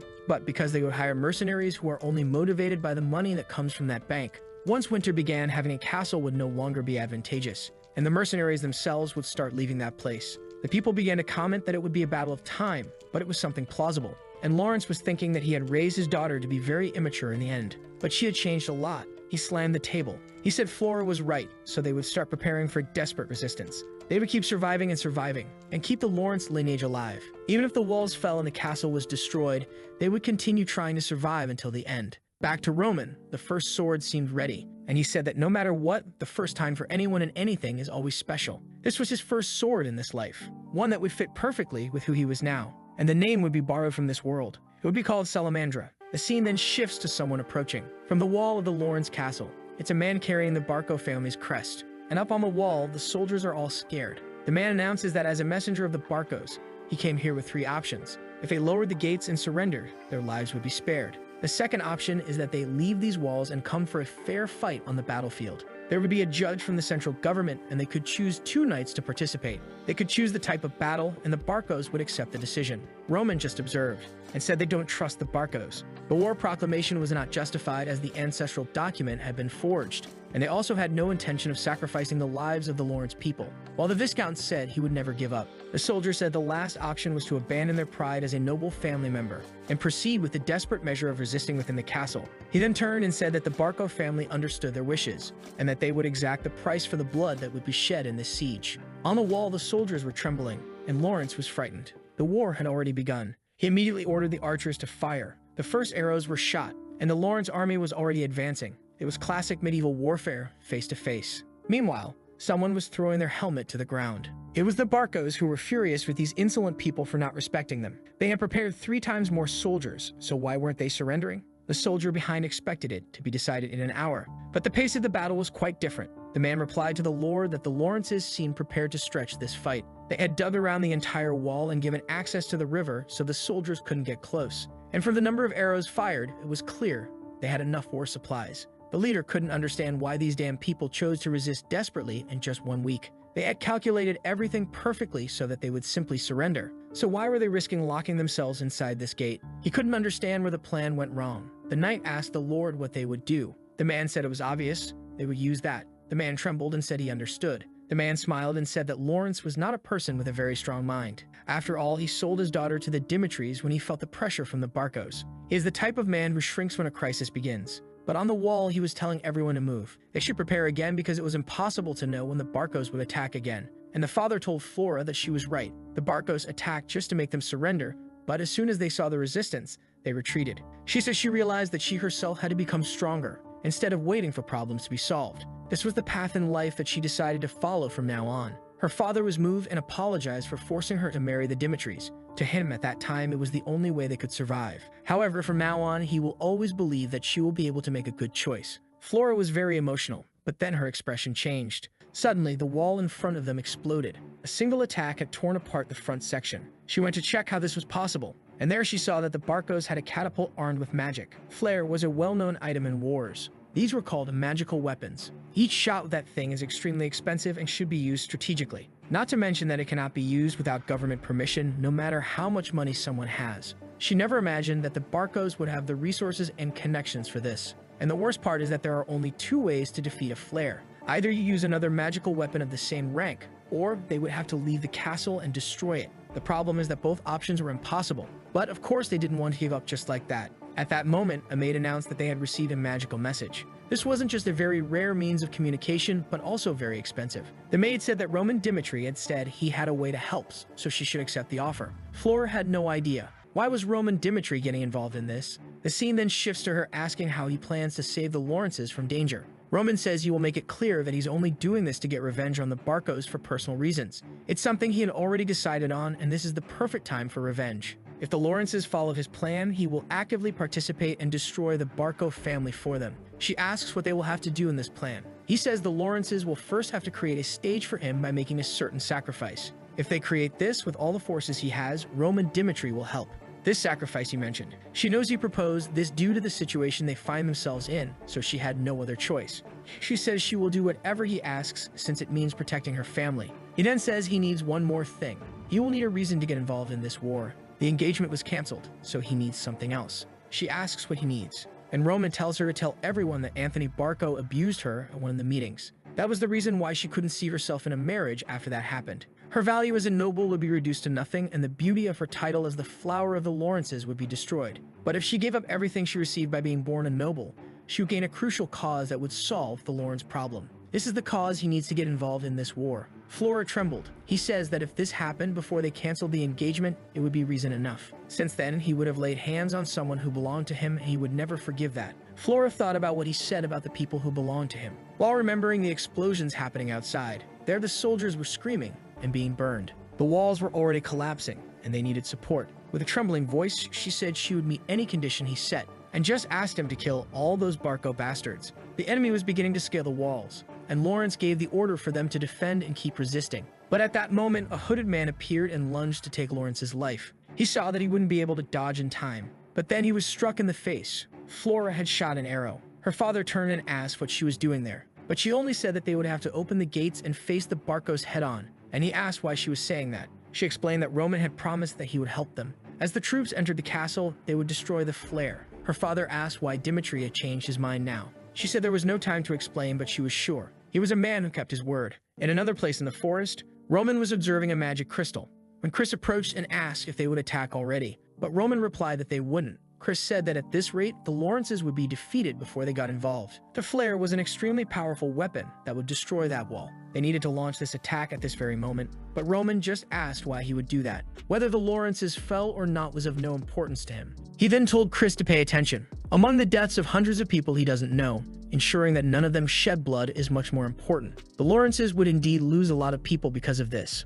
but that's their fault for following a lord who lacks capability. However, unlike them, those who follow him would not become meaningless sacrifices. Chris simply responded that he understood, but he had no idea how the guy could make such a choice. At that moment, the Lawrences gave the order for the gates to be opened, and they commanded their soldiers to move forward. The army from the ships began entering the castle, and the Lawrences were there waiting for them. A man with a red beard smiled and said they didn't know their place, and the guy made a slash that split the poor fellow in two. That was the Burge mercenary company. The first one to fall to the ground was already screaming and begging for help. The troops started moving forward, but everyone knew they were marching to their deaths. From the wall, Flora continued giving orders for them to resist until the end and not retreat. She knew that if they didn't even serve as a trap, he wouldn't appear. However, suddenly, the sounds of horse hooves were heard. Someone was approaching from the rear of the base, and the leader asked who they were. Obviously, it was Roman's personal cavalry arriving. For him, the moment for the soldiers to risk their lives had come too soon. He knew that most were insecure and anxious at that moment, but this was the reality they would have to face.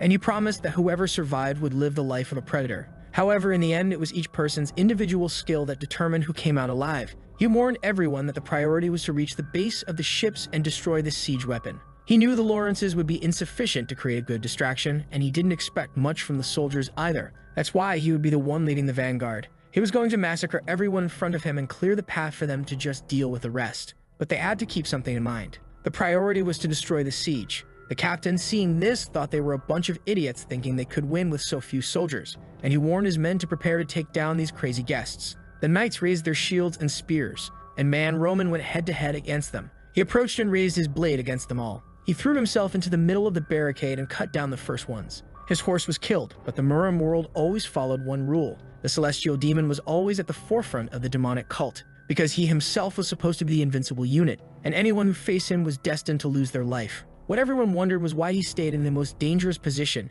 even though he was the most valuable person. In the past and present, the reason was always the same. Having someone so powerful at the front crushed the enemy's morale, and Roman announced that if no one came forward, he would wipe them all out. Kevin then shouted for everyone to follow the leader. With that, they went on a rampage. However, Kevin's course was hit, but that only made him angrier. He wanted to keep following Roman, and for that reason, he didn't hesitate and finished the guy off right there. Chris remained focused. All he wanted was not to stray too far from Roman so he could support him, and the soldiers made a barricade, saying they had to stop this monster. But they stood no chance, and Roman knew very well what the target of that operation was. The weapon known as Flare. The leader of the mercenaries named Burge recognized Roman Dimitri. He knew that in this mission, his mercenaries would receive a huge reward, and seeing what was happening, you would have to deal with that guy. Roman already knew that Burge was a rank mercenary, someone recognized by the kingdom itself, and unlike the others, he was a soldier who knew how to use mana. Burge was an aura knight at least 2 stars. However, he was shocked to see that Roman didn't retreat even for a second under his attack.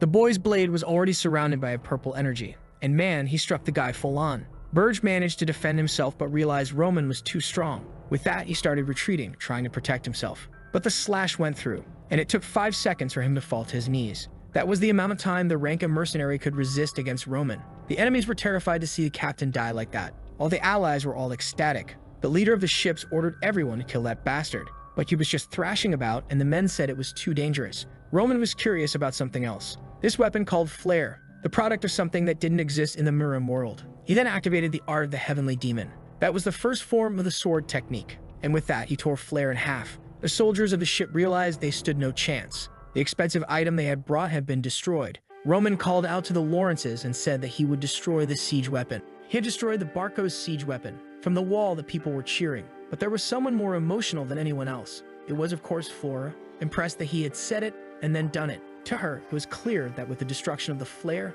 the Barcos had no choice but to retreat. In that battle, Chris had used his aura differently than before. Instead of trying to make the energy explode, he tried to keep it condensed like Roman. Some friends had ridiculed him when he left everything behind to follow that man, but unlike them, he was growing. Even if he wanted to deny it now, it was impossible. The method his lord followed was the correct one. However, then he became confused. His friends were all lying on the ground, exhausted and worn out. But the most incredible thing was that they had all made the effort to follow the leader. Yet the amazing part was that none of the 30 had even been injured. And strangely, the 30 people he had chosen were the right ones. And there was only one reason why all of them were safe. The person who had gone ahead and defied logic. Roman approached and said they had done well to survive. Their role in this was now over. The Lawrence gates were then lowered, and the Dimitri army entered the castle. Of course, everyone shouted his name, shouting that he was the hero who had saved all of Lawrence's territory. The Viscount couldn't help but feel ashamed. He knew he wasn't capable, but the boy had gone ahead and done everything he needed by himself. That was truly destructive talent.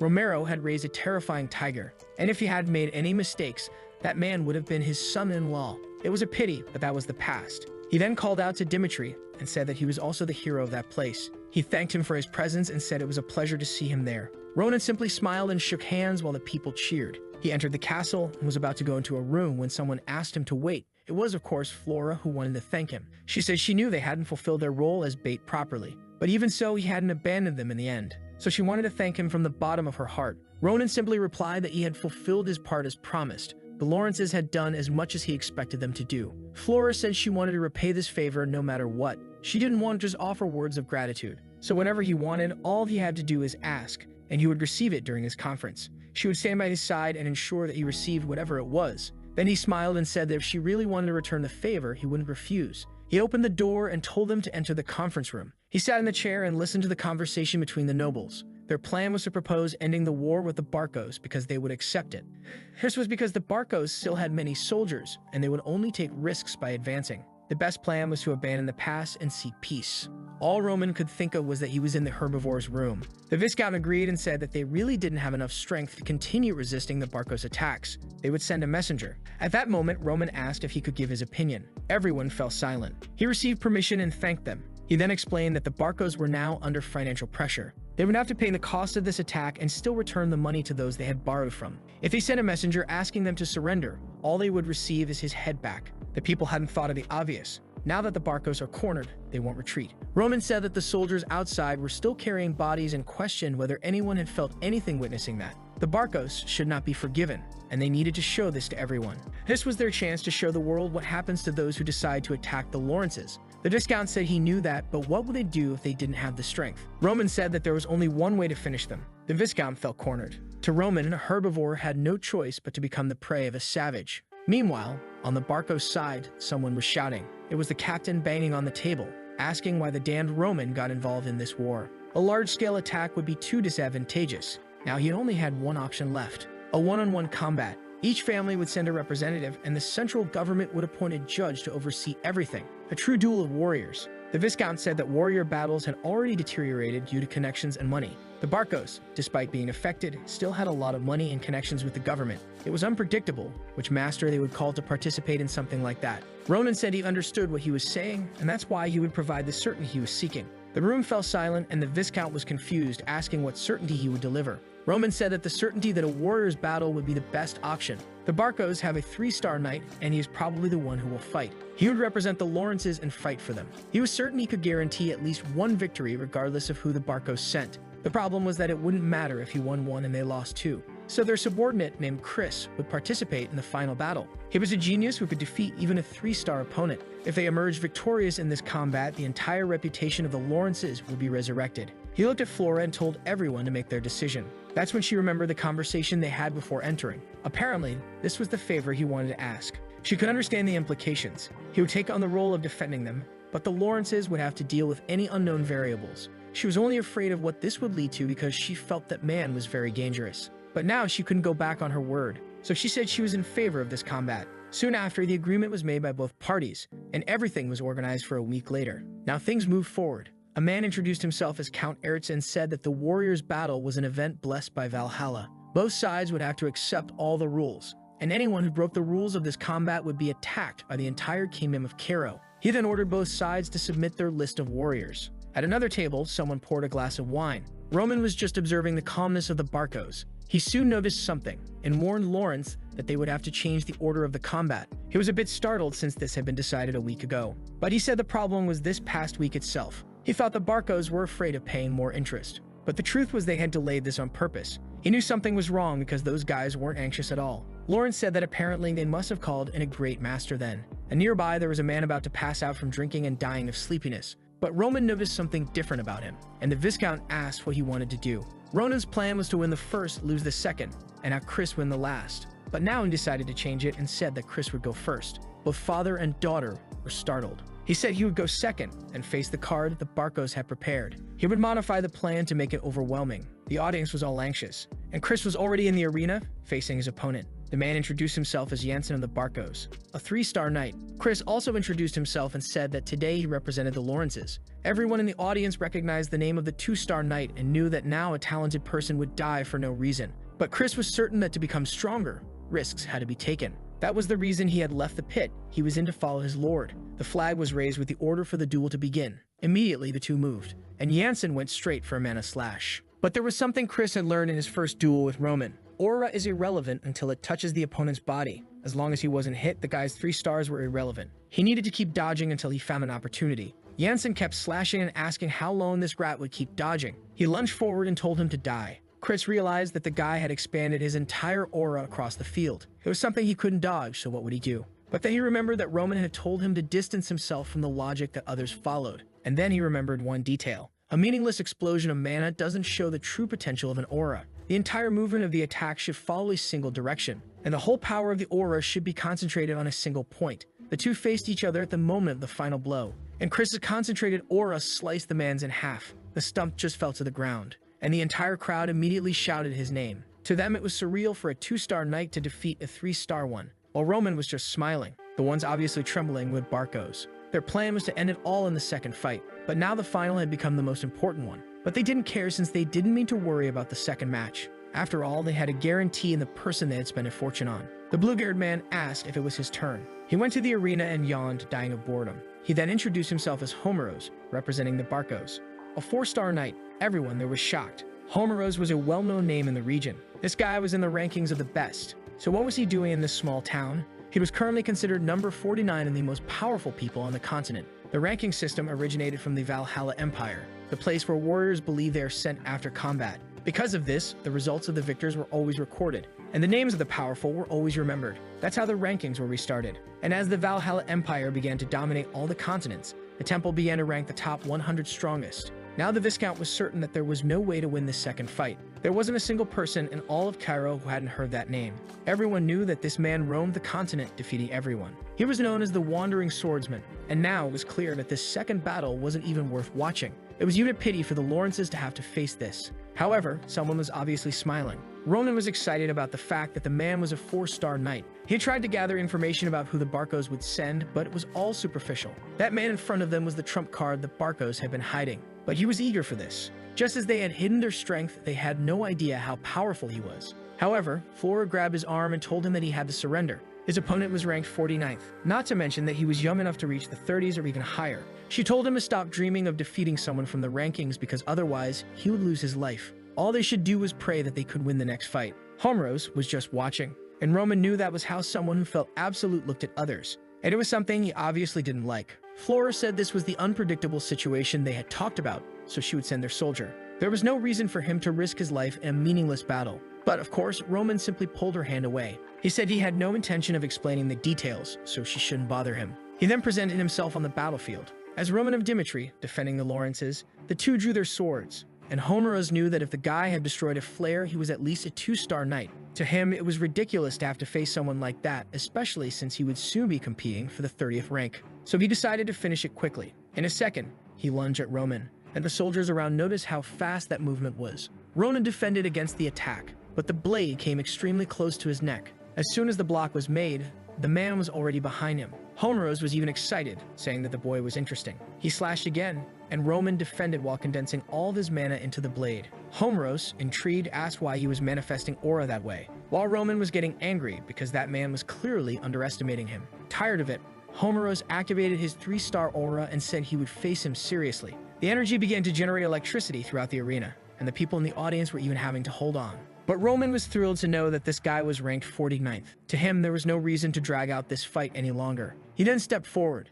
activated his aura, and told the man to resist it if he could. The celestial demon techniques have no form. All Homeros could see was a sudden black wave in front of him. He didn't even know that something like that could be created with mana. Indeed, the attack had no form, and that's why the moves were only identified by numbers. And that was known as the third move. We saw the noble trying to convince Homeros to participate in this duel and give up the fight with that Fernando ranked 30th. It was his guild leader saying they would receive a lot of money if he participated in this duel between two remote families. He thought about it, realizing he had refused all missions since becoming a rank A, so maybe it was worth it. Since he needed money as well, he decided not to refuse. But the result was completely different. Everyone there was speechless, and in the audience, they couldn't even understand what happened. The prodigy of Kiro, who had entered the rankings even before becoming a 4-star, had been killed with a single slash. Roman didn't understand how someone so far from their peak could be so arrogant. That's because his metrics weren't based on this world, but on the one he came from. Compared to this place, the world of Murim was like a galaxy of martial masters. No one dared to be arrogant since death always took the careless. To Roman, this place was inefficient, and he then told the judge to announce the winner of the second combat. Hesitant and stumbling over his words, he said that the winner was Roman Dimitri for the House of Lawrence. The people couldn't believe that the prodigy everyone talked about was really dead. To them, it was like a hallucination, and it was only then that Chris realized the true strength of the lore he followed. He didn't understand if he had been this strong in the first duel or if he had changed drastically afterward. He was certain that he hadn't been so powerful as to defeat Homeros back then. So how could this be explained logically? As soon as he defeated Jansen, he thought that the day he would defeat Roman wasn't so far off. But that was pure foolishness. The flag was raised declaring that the House of Lawrence had won. With that, the last fight was irrelevant and it didn't matter who was sent. Aertes announced that both families could send another warrior. The Barco representative was seething with rage. It was over now, but he couldn't understand how Homeros had died. He wasn't just an average knight to the warriors of the north. He was one of the few true soldiers in the kingdom of Cairo. So why are the mercenaries sent to fake Homeros? The man asked if they would send now, but the Barco representative simply said that they couldn't afford to lose any more strength. He then told them to just send Benson. The man was shocked. He knew this was revenge for the shame Benson had brought upon them when he was beaten by Dimitri. The problem was that Benson was a knight with no stars, so he was being sent to die. But he had no choice, so he simply said he understood. Benson presented himself on the battlefield, trembling all over. No one in the audience had ever heard of this name, but Chris knew very well who this man was. Someone suddenly stepped in front of Roman. It was Kevin, who said he would face that man. To Roman, in a world where the strongest survive, the only thing given to losers is death. Even if Benson was a starless knight, it would still be very difficult for Kevin. He knew the boy was trying to prove he was useful in some way, and if that was the case, he gave him permission. Kevin then said he would be back soon. On the field, Benson was wondering how he had ended up in this mess. He had only decided to become a knight for the Barcos, because his father had no problem doing so either. That was the reason he had chosen an influential family where he would only make money. But even so, he had always been loyal, and now he was being sent to die like trash. But something confused him. He wondered if that boy would be his opponent. Now his expression changed and he thanked God. They then faced each other, and Benson couldn't contain his laughter. He asked Kevin if he had come to seek revenge for that day. Regardless of what it was, both had been abandoned by their lords. But to Benson, this meant he was incredibly lucky. Kevin simply replied that he was nothing more than a sword that protected his lord, and Benson immediately lunged at him, telling him to stop being arrogant. Kevin barely dodged the first attack, and immediately retaliated, aiming for Benson's neck. Benson managed to tilt his chin back just in time, and landed a kick, sending Kevin to the ground. Kevin's helmet was knocked off, and the boy slid across the arena. He stood up, not in the best condition. Chris realized that the problem here was the difference in physical strength, as Benson was an adult, and he couldn't understand what Roman was thinking by letting Kevin participate in this. Once again, Kevin took a hit to the chest armor, and only didn't lose his arm because the blacksmith had done a good job. Kevin was being humiliated, but little by little, something was building up inside him. A voice in his head told him to kill that man. That was the bastard who had hurt him, and it was time for revenge. He remembered that Roman had explained that from the moment he cut his hand, the art of the spiritual demon had been implanted in his mind. All he had to do was bring this demon out. And suddenly, something strange began to happen to Kevin. A strange dark aura appeared around his body. He was about to take a blow to the head when a strange voice told him to look up. He barely dodged that strike. He stood up and faced Benson. The voice laughed at him for almost getting cut in half and said it was time to tear that man apart. Kevin couldn't understand why there was a voice screaming at him. What he wanted was to be useful to his lord. He wanted to be more useful than Chris. He hated the feeling of inferiority, and those emotions began to create a vortex of rage. That was the art of the spiritual demon, and the moment the voice told him to kill that man, he, in a second, lunged at Benson.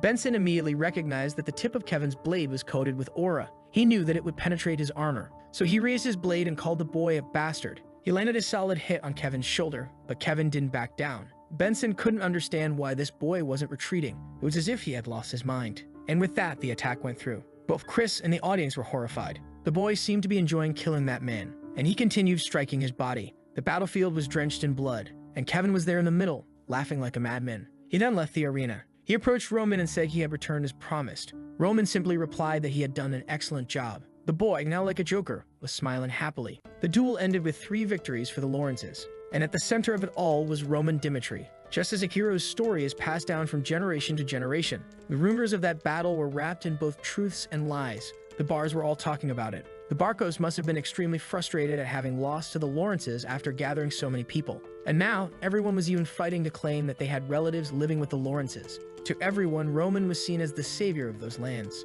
Everyone knew that he had massacred the enemy army and even destroyed the Flare with a single attack. Not only did he prevent the Lawrences from being defeated, but he also cut the 49th ranked knight in half. To the children of the Lawrence kingdom, Roman was like a hero. And now the first tales of the Dragon of Dimitri were beginning to accumulate. The scene shifts to the Barco castle. With 1,000,000 papers piled up, they knew it was the end. There was no escaping from the mountain of loans they had taken, the interest letters piling up from the gold bank and the messages from the mercenaries because of Homero's death. He was furious with all these bastards. Before, all the nobles wanted to get close to the Barcos. But now, everyone was pretending he didn't exist. None of this would have happened if that damn Dimitri hadn't gotten involved. To him, it was really Roman's fault for doing something that shouldn't be done in an aristocracy. He had found the only chance to save the Barco family. A few days later, At a meeting, he thanked all the nobles who had decided to attend. He started talking about the future of the North, but everyone just told him to stop stalling. He then said he would talk about the Barcos' attack on the Lawrence castle, which had a valid cause. And a valid cause is extremely important in an aristocracy. This cause had been approved by the central government and all the involved judges. But Roman Dimitri participated in this without any logical reason. And even the final duel, none of the Lawrences participated. He slammed the table, asking what the logical reason was for Roman Dimitri to have helped those people. This would only make sense if that marriage had gone through. But at the current moment, Roman is nothing to the Lawrences, and his actions go against aristocracy and nobility. Everyone at the table started saying that indeed he had no cause, and the Barco leader smiled, thinking this should be enough. He planned to shift the blame onto the Dimitris, who would have to pay the gold bank and thus nullify his debts. But at that moment, he heard a commotion outside, and Roman Dimitri himself appeared at the meeting. He said he knew they would have complaints about him, and that's why he came. The Barco leader didn't understand why he had come in person, but Roman responded that he came in person to see them. And do you remember that the last chapter ended right when Dimitri entered the Barco's meeting? He looked straight at him and told him to say it to his face. A little while earlier, Chris was scared, asking if he was really considering visiting those guys. He warned that it was a suicidal act, as the Barcos wouldn't let him leave alive. However, Roman asked how he thought the relationship between him and Barco would end now. Chris says that in the current situation, he's a mortal enemy, and that's why he thinks the best option is for them to avoid each other. But Roman simply disagrees. They were the ones who started this, and that's why Dimitri has to see this through to the end to find out what will happen, especially since it's clear that the Barcos have always had something against him. And that's why, in this extremely critical moment, it's the perfect chance to understand the root of this vendetta. He says he'll go alone, but Chris isn't keen on letting that happen. However, back in the room, he asks what's going on in that meeting. Barco is already seething, wanting to know how that damned kid dares to come there and ignore the difference in status between them. He then tells Roman that since he doesn't understand aristocratic laws, he'll explain.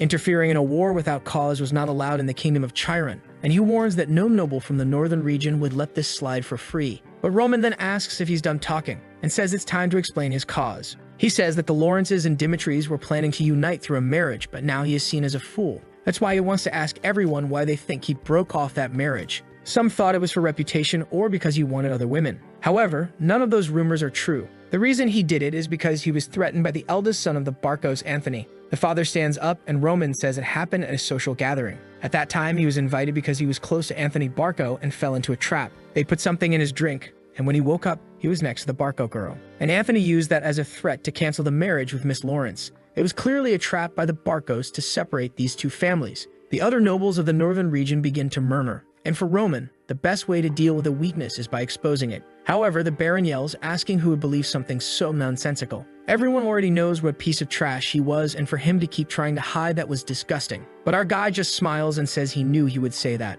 And that's why he also has one more reason for interfering in the war against the Lawrences. The father asks what else he had to say, and then Roman says that Dimitri went too far by molesting his fiancée. Because of the trauma and shock this caused, she decided to call off the wedding. And he then says if the man wants to confirm this, he can just talk to Flora Lawrence herself. Roman thinks that since everything was set up with a lie, it's with another lie that he will also get out of it. He warns that's why he participated in the war only with his personal guard to avoid involving his family. He then opens his arms and asks everyone in the room, did they really think that wasn't reason enough to have interfered in the war? With that, no one would stay loyal to the Barcos anymore. The Baron already knew that in this situation, there was no way he could prove anything. He at least needed to buy a little more time. The goal was to get out of this situation and look for another solution. He sits down and says that he doesn't believe those words to be true, so they would confirm that later. For now, the boy could leave. However, our guy calls for the Viscount and warns that the man has two options. The first is to punish Anthony Barco for everything he's done. Or the second option is for this whole problem to turn into a dispute between the two families.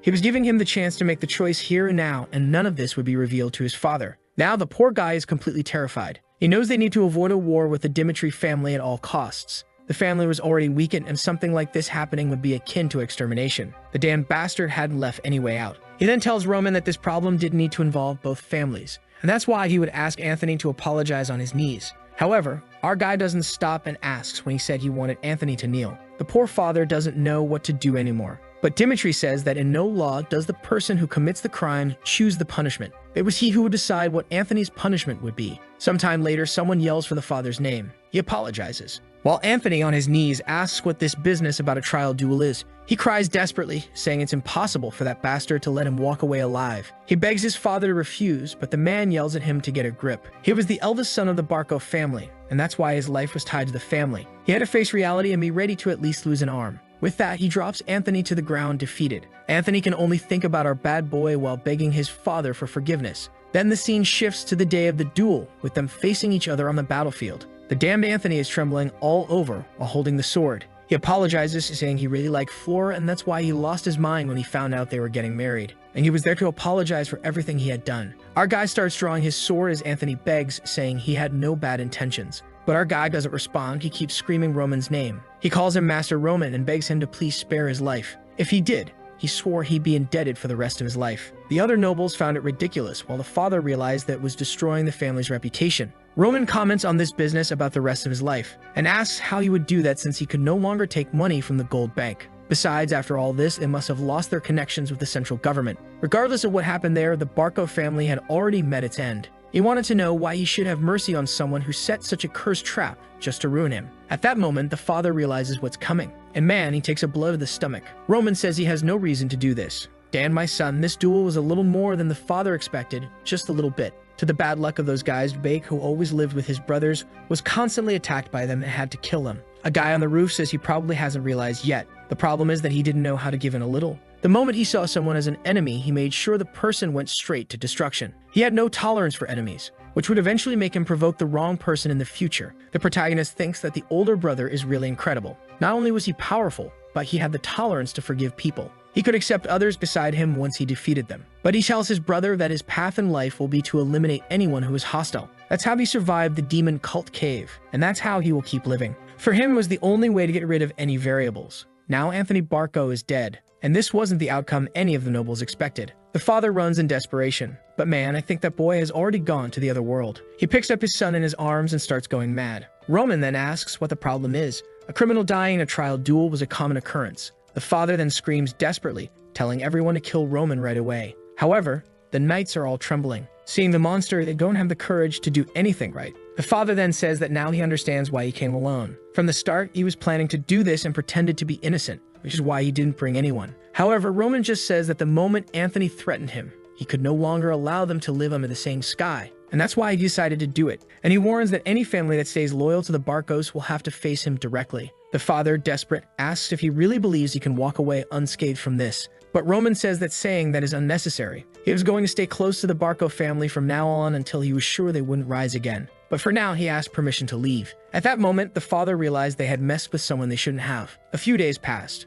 Viscount Barco didn't have the money to pay the bank, so he tried to escape at midnight. However, he was found dead on an unknown mountain. And with that, the Barco family, which had recently influenced the north, came to an end. The scene shifts to Han asking the young master why he was returning like that in the middle of the night. Covered in blood, he says that the moon was shining and he had just gone for a walk. The butler stays silent for a few seconds and says that lately, everyone's been worried. Even though he had achieved great things, he kept putting himself in great danger. He too was starting to feel anxious and asked the boy to be more cautious. However, Roman simply says that he had already warned him and asks if Han is one of his people. Han replies that he is. Then our boy says that there's nothing for him to worry about. Beck had collected enough blood in his life to fill an ocean. But the rule he followed that allowed him to become the celestial demon was to protect anyone under his command. One person at his side was more important than thousands of enemies. He then tells Han that he will always prevent any danger from falling upon his people. While the Barco family was wiped out, the Dimitri family was having a little social gathering. A woman named Helena Meluk says that not long ago, everyone was licking the Barco family's boots.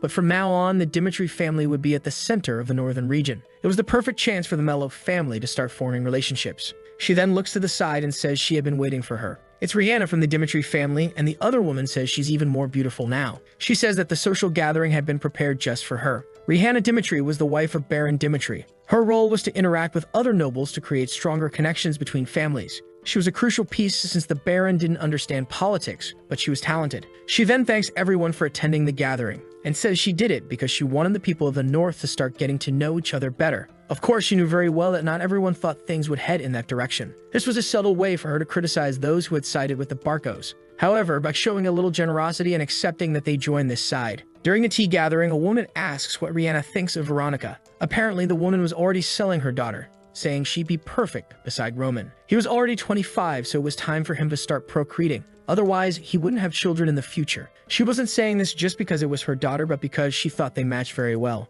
However, another woman beside her says her daughter had already been offered to another family. The women begin provoking each other while Rihanna calmly sips her tea, thinking about how Roman, for the past 6 years, had been seen as trash, especially since he was the eldest son, and everyone thought he wouldn't take the throne. But now, with the Dmitri family situation, there was no one better than him. She then thanks everyone for thinking so highly of her son. But Roman had already been through a lot, so instead of negotiating, she would let Roman be with whoever he loved. And that's why there was no need to discuss marriage any further. However, the women understood this as a challenge to win his heart first. I don't know, but Roman doesn't seem like he's going on this adventure. I think his duels are only on the battlefield. Meanwhile, Flora is desolate, saying she's realized that power is necessary to survive in this world. The truth is, she knows the Lawrence family was defeated by the Barcos, and she thought they'd have a chance if they could hold out until winter. But the reality was completely different, with countless variables she didn't expect. Yet strangely, Ronan predicted everything, dealt with them, and saved the Lawrence family. I thought she was in love, but in reality, she wants to know how to become a person like him. Or maybe not, because she hates Roman Dmitri. He only does things for his own benefit.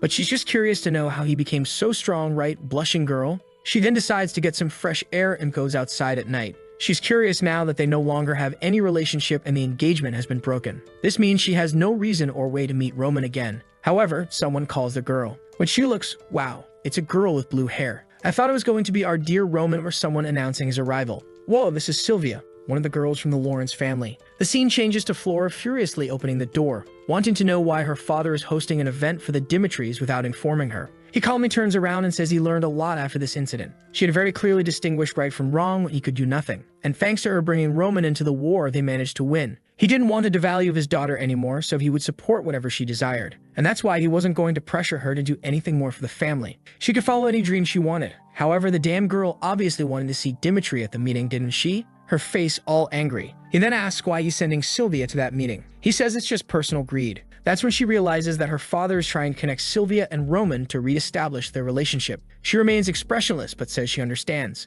However, she's already excited, saying that to make sure this would work, she takes Sylvia to meet Roman. Her father says she doesn't need to go that far to help the family. He said she didn't need to get involved in this anymore. But, angrily, she says she already told him she's going to guide the girl. The scene shifts to the capital of Kairos at the Temple of Valhalla. Someone reads a letter and asks if it's true. The son of a noble from an unknown region, 25 years old, killed a 4-star knight in a single strike. The man already knows that if this isn't a false rumor, a prodigy has been born. This guy is the priest who evaluates people from the Valhalla ranking. The bastard's name is Willis, and he says he'll have to take a look at the boy. The scene shifts to the day the party was supposed to happen that evening. But in the morning, the girls were already all fired up, walking around the city. All of them wearing whatever they had, trying to win over the boy. All shiny, Sylvia says this Dimitri region is darker than she thought. Someone replies that this is expected since it's a land of miners.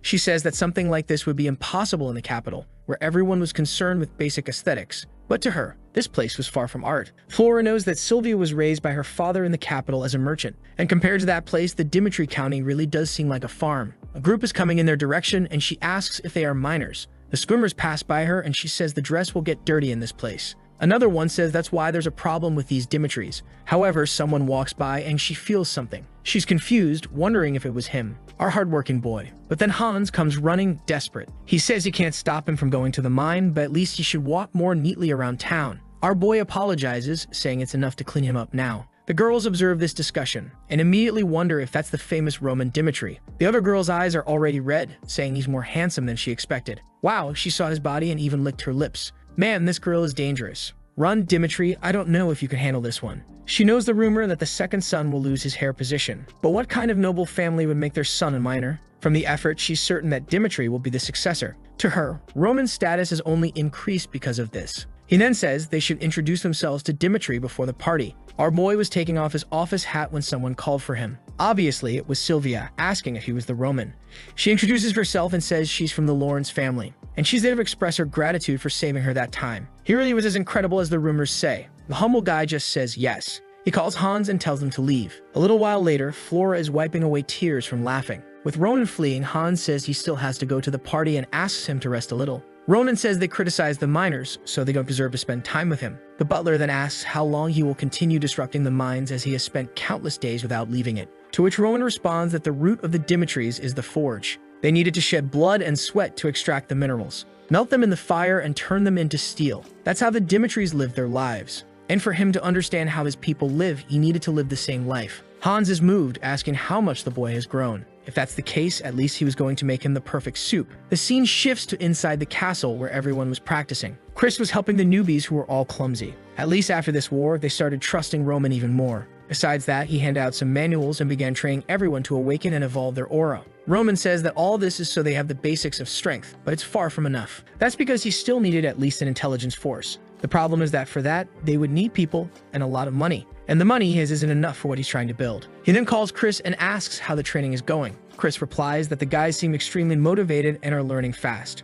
Roman is straightforward and says he'll teach a new sword technique right away. Man, Chris is excited. Roman says it's because, unlike the others, he stood on the front lines. He was about to start building a new world and accept new knowledge. The name of the technique was Simjan. The guy who used this technique in the Marem world became known as the Mountain Blade, and this would be Chris' next step. Later that night at the little gathering, someone announces that Dimitri was about to enter. The excited girls were all watching, and look at how he comes, all noble looking with that foolish face. And of course they blush, right? They swarm around him like bees to honey, wanting to know why he didn't stay to chat with them that morning. He explains that he was very dirty and just wanted to go back to make himself more presentable. But here comes the excited one again, saying that the rumors were true. She couldn't believe that the heir of a noble house was working with the miners. She wonders if things would change significantly if someone like her were his wife. Ronan simply bows and says she flatters him too much. With that, small talk goes here, small talk goes there, drink here, drink there. Sometime later, he's outside on the balcony, until someone says he's a great actor. He looks back, and you already know who's coming, right, guys?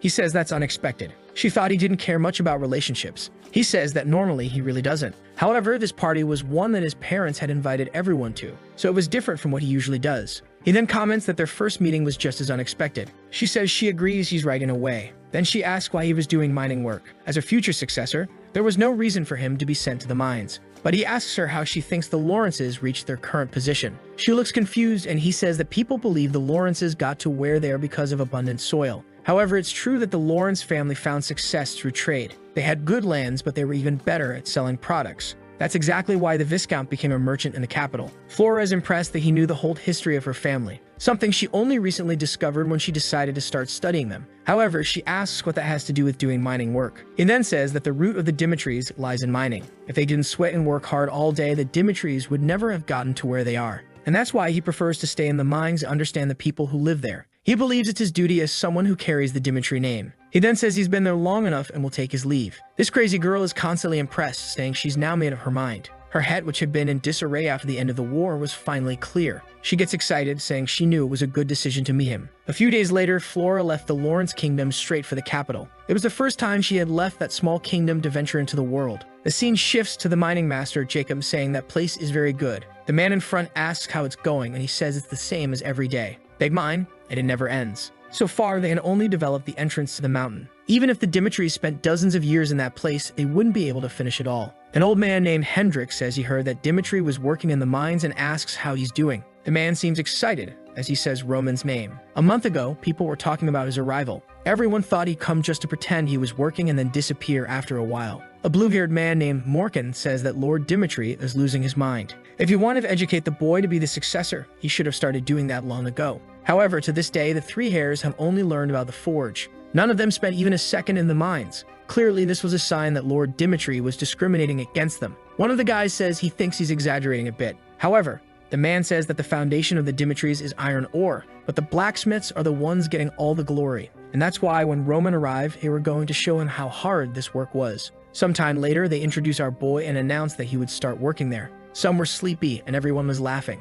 Roman just stood there observing. The man tells the group that safety comes first, second, and third. Then he orders everyone to start working. Roman quickly realized that he was being ignored by everyone, but he decided not to care too much about it. He was there to learn how the mining town of the Dimitris lived. He needed to understand the power they possessed and what he could do for the land. And that's why he was going to learn everything that involved his family. Inside the cave, everyone is mining, saying they need to meet the day's quota. Roman is impressed with how organized they are. They work hard but also have good safety measures. Perhaps it was all this efficiency that gave the metals mined by the Dimitris their fame. The old man comments that not only do they mine properly, but they also perform a perfect process. That's why the steel sold by the Dimitris is recognized by everyone. The Dimitris are one of the few places where they mine, make the steel, and also craft the weapon. That's why this place is considered one of the richest states. With all this, Roman now understands how they have so much money. They've been living this way for decades and probably accumulated much more than he imagined. Then someone says this is no place for chit-chat. The guy in the back says that if he doesn't want to work, he shouldn't bother others.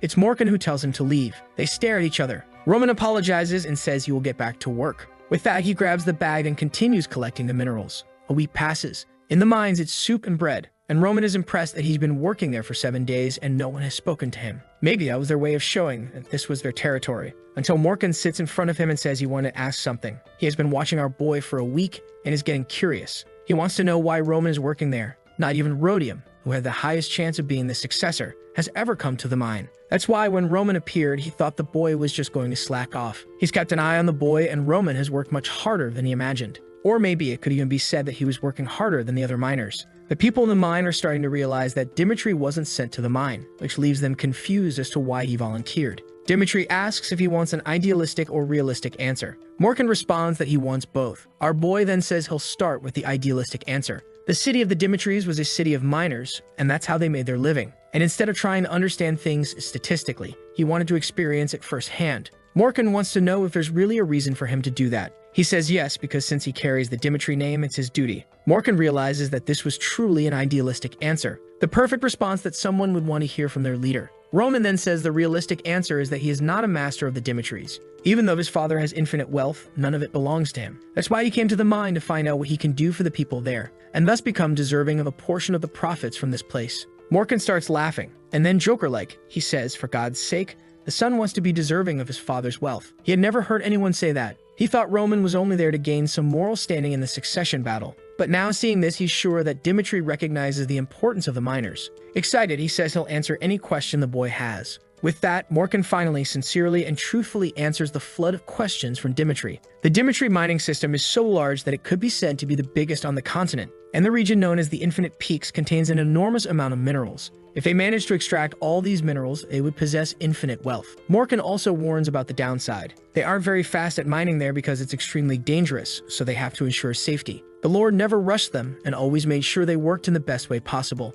But even so, mining remains a dangerous place. He's about to talk about the earthquakes when the ground starts to shake. Immediately, everyone stands up and asks what's happening. One of the men reports that the 8th board had fallen and it seemed that some miners were buried. They arrive at the scene and wonder what they should do. Man, a hole opened up and it looks like the guy went through a tunnel, and our Marvel hero says he'll go. However, Morkan refuses, saying that a direct descendant cannot do something like this. They would call the knights and come up with a plan, but Roman says that would be too late. He simply tells Morkan that it's his responsibility. He orders them to get some bandages ready because he's already bringing the injured. With that, he stylishly descends into the tunnel. Sometime later, someone is coming out. It was the lad with the first injured person on his back. Man, that rescue was fast. The boy's already being bandaged. Seeing him treat the man, Morkan is impressed that the boy also knew about first aid. Roman turns and says that he's finished the first aid and they should take the man to the doctor. If he needs any potion, they should just say and Roman will buy it. With that, the man is taken away. Ronan takes the opportunity to say that everyone must accept that this is the fate of a miner. No matter how much they prepare, sudden disasters will always happen. But even though it's a difficult path, as someone who bears the Dimitri name,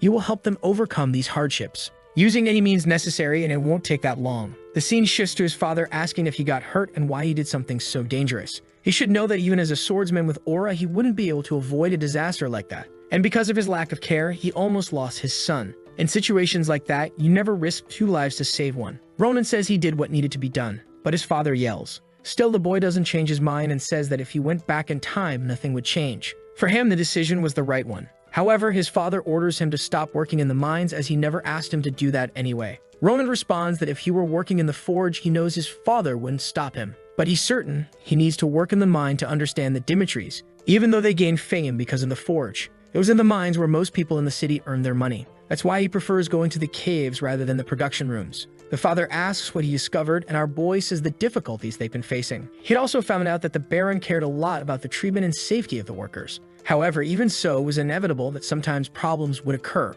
The father says he already knows about this, but just as Roman mentioned, they are unavoidable things. However, Roman says it's possible to fix this by using magical artifacts. The father says that such things would indeed ensure safety, but he wonders how much that would cost. They'd have to spend a lot to protect the entire mine with a bunch of artifacts. Ronan says he understands, but it's still necessary. With the artifacts, production would increase since they wouldn't have to worry so much about safety. The cost of the artifacts would easily pay for itself with the increase in productivity. So clearly, this was an opportunity to make more money. They could also create a specialized group focused on the safety of the mines and ensure that everyone shares in the profits generated there. The father smiles and says that since he's so confident, he wants to know how much the investment will be. Everything Roman has done, he learned in the Marem world from two other people. One was a sort of beggar who would listen to everyone's stories to gather information, and the other would involve himself with vulnerable social groups to find out what was going on. That's why Roman chose mining over blacksmithing. And if everything went well, he would now start building the information system he needed so much.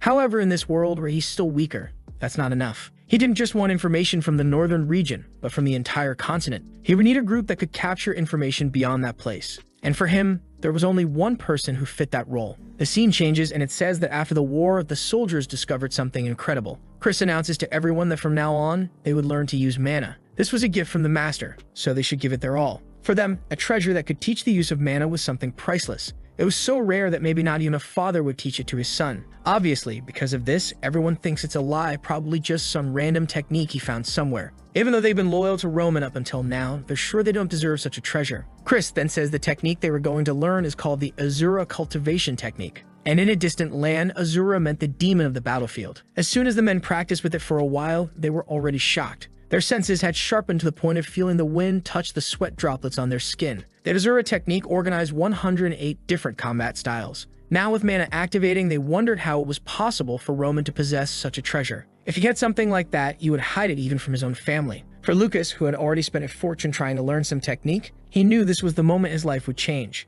The scene changes to him apologizing to Roman, saying he prefers to stay by his side. Obviously, our boy wanted to put him in the information gathering group, but Lucas wasn't too keen on that. Lucas said that if he had to run this information guild, he'd have to leave Roman's side. He had sworn his life to Roman and didn't want to be sent away. But our boy seems to think Lucas is acting incredibly well. He then smiles and says he wants to ask something. Why does Lucas think he was taught the Azura cultivation technique? Lucas excitedly says he has no idea. Ronan then says that it was the gift they received for swearing loyalty to him. But knowing Lucas, Roman really believed he'd give something like that just because of loyalty. The truth is, this reward was for them going to war and risking their lives for him. But if that's the case, imagine what he'll receive if he completes the task of creating the information guild. Immediately, the men bow, saying they'll obey any order and that this guild will be created yesterday. Roman is excited. At least the guy is calculating and smart. He'll be the head of the information guild, which will be called the Ignoble Clan. Sometime later, back at the mine, everyone celebrates Roman's arrival. They approach him and thank him for improving their safety so much.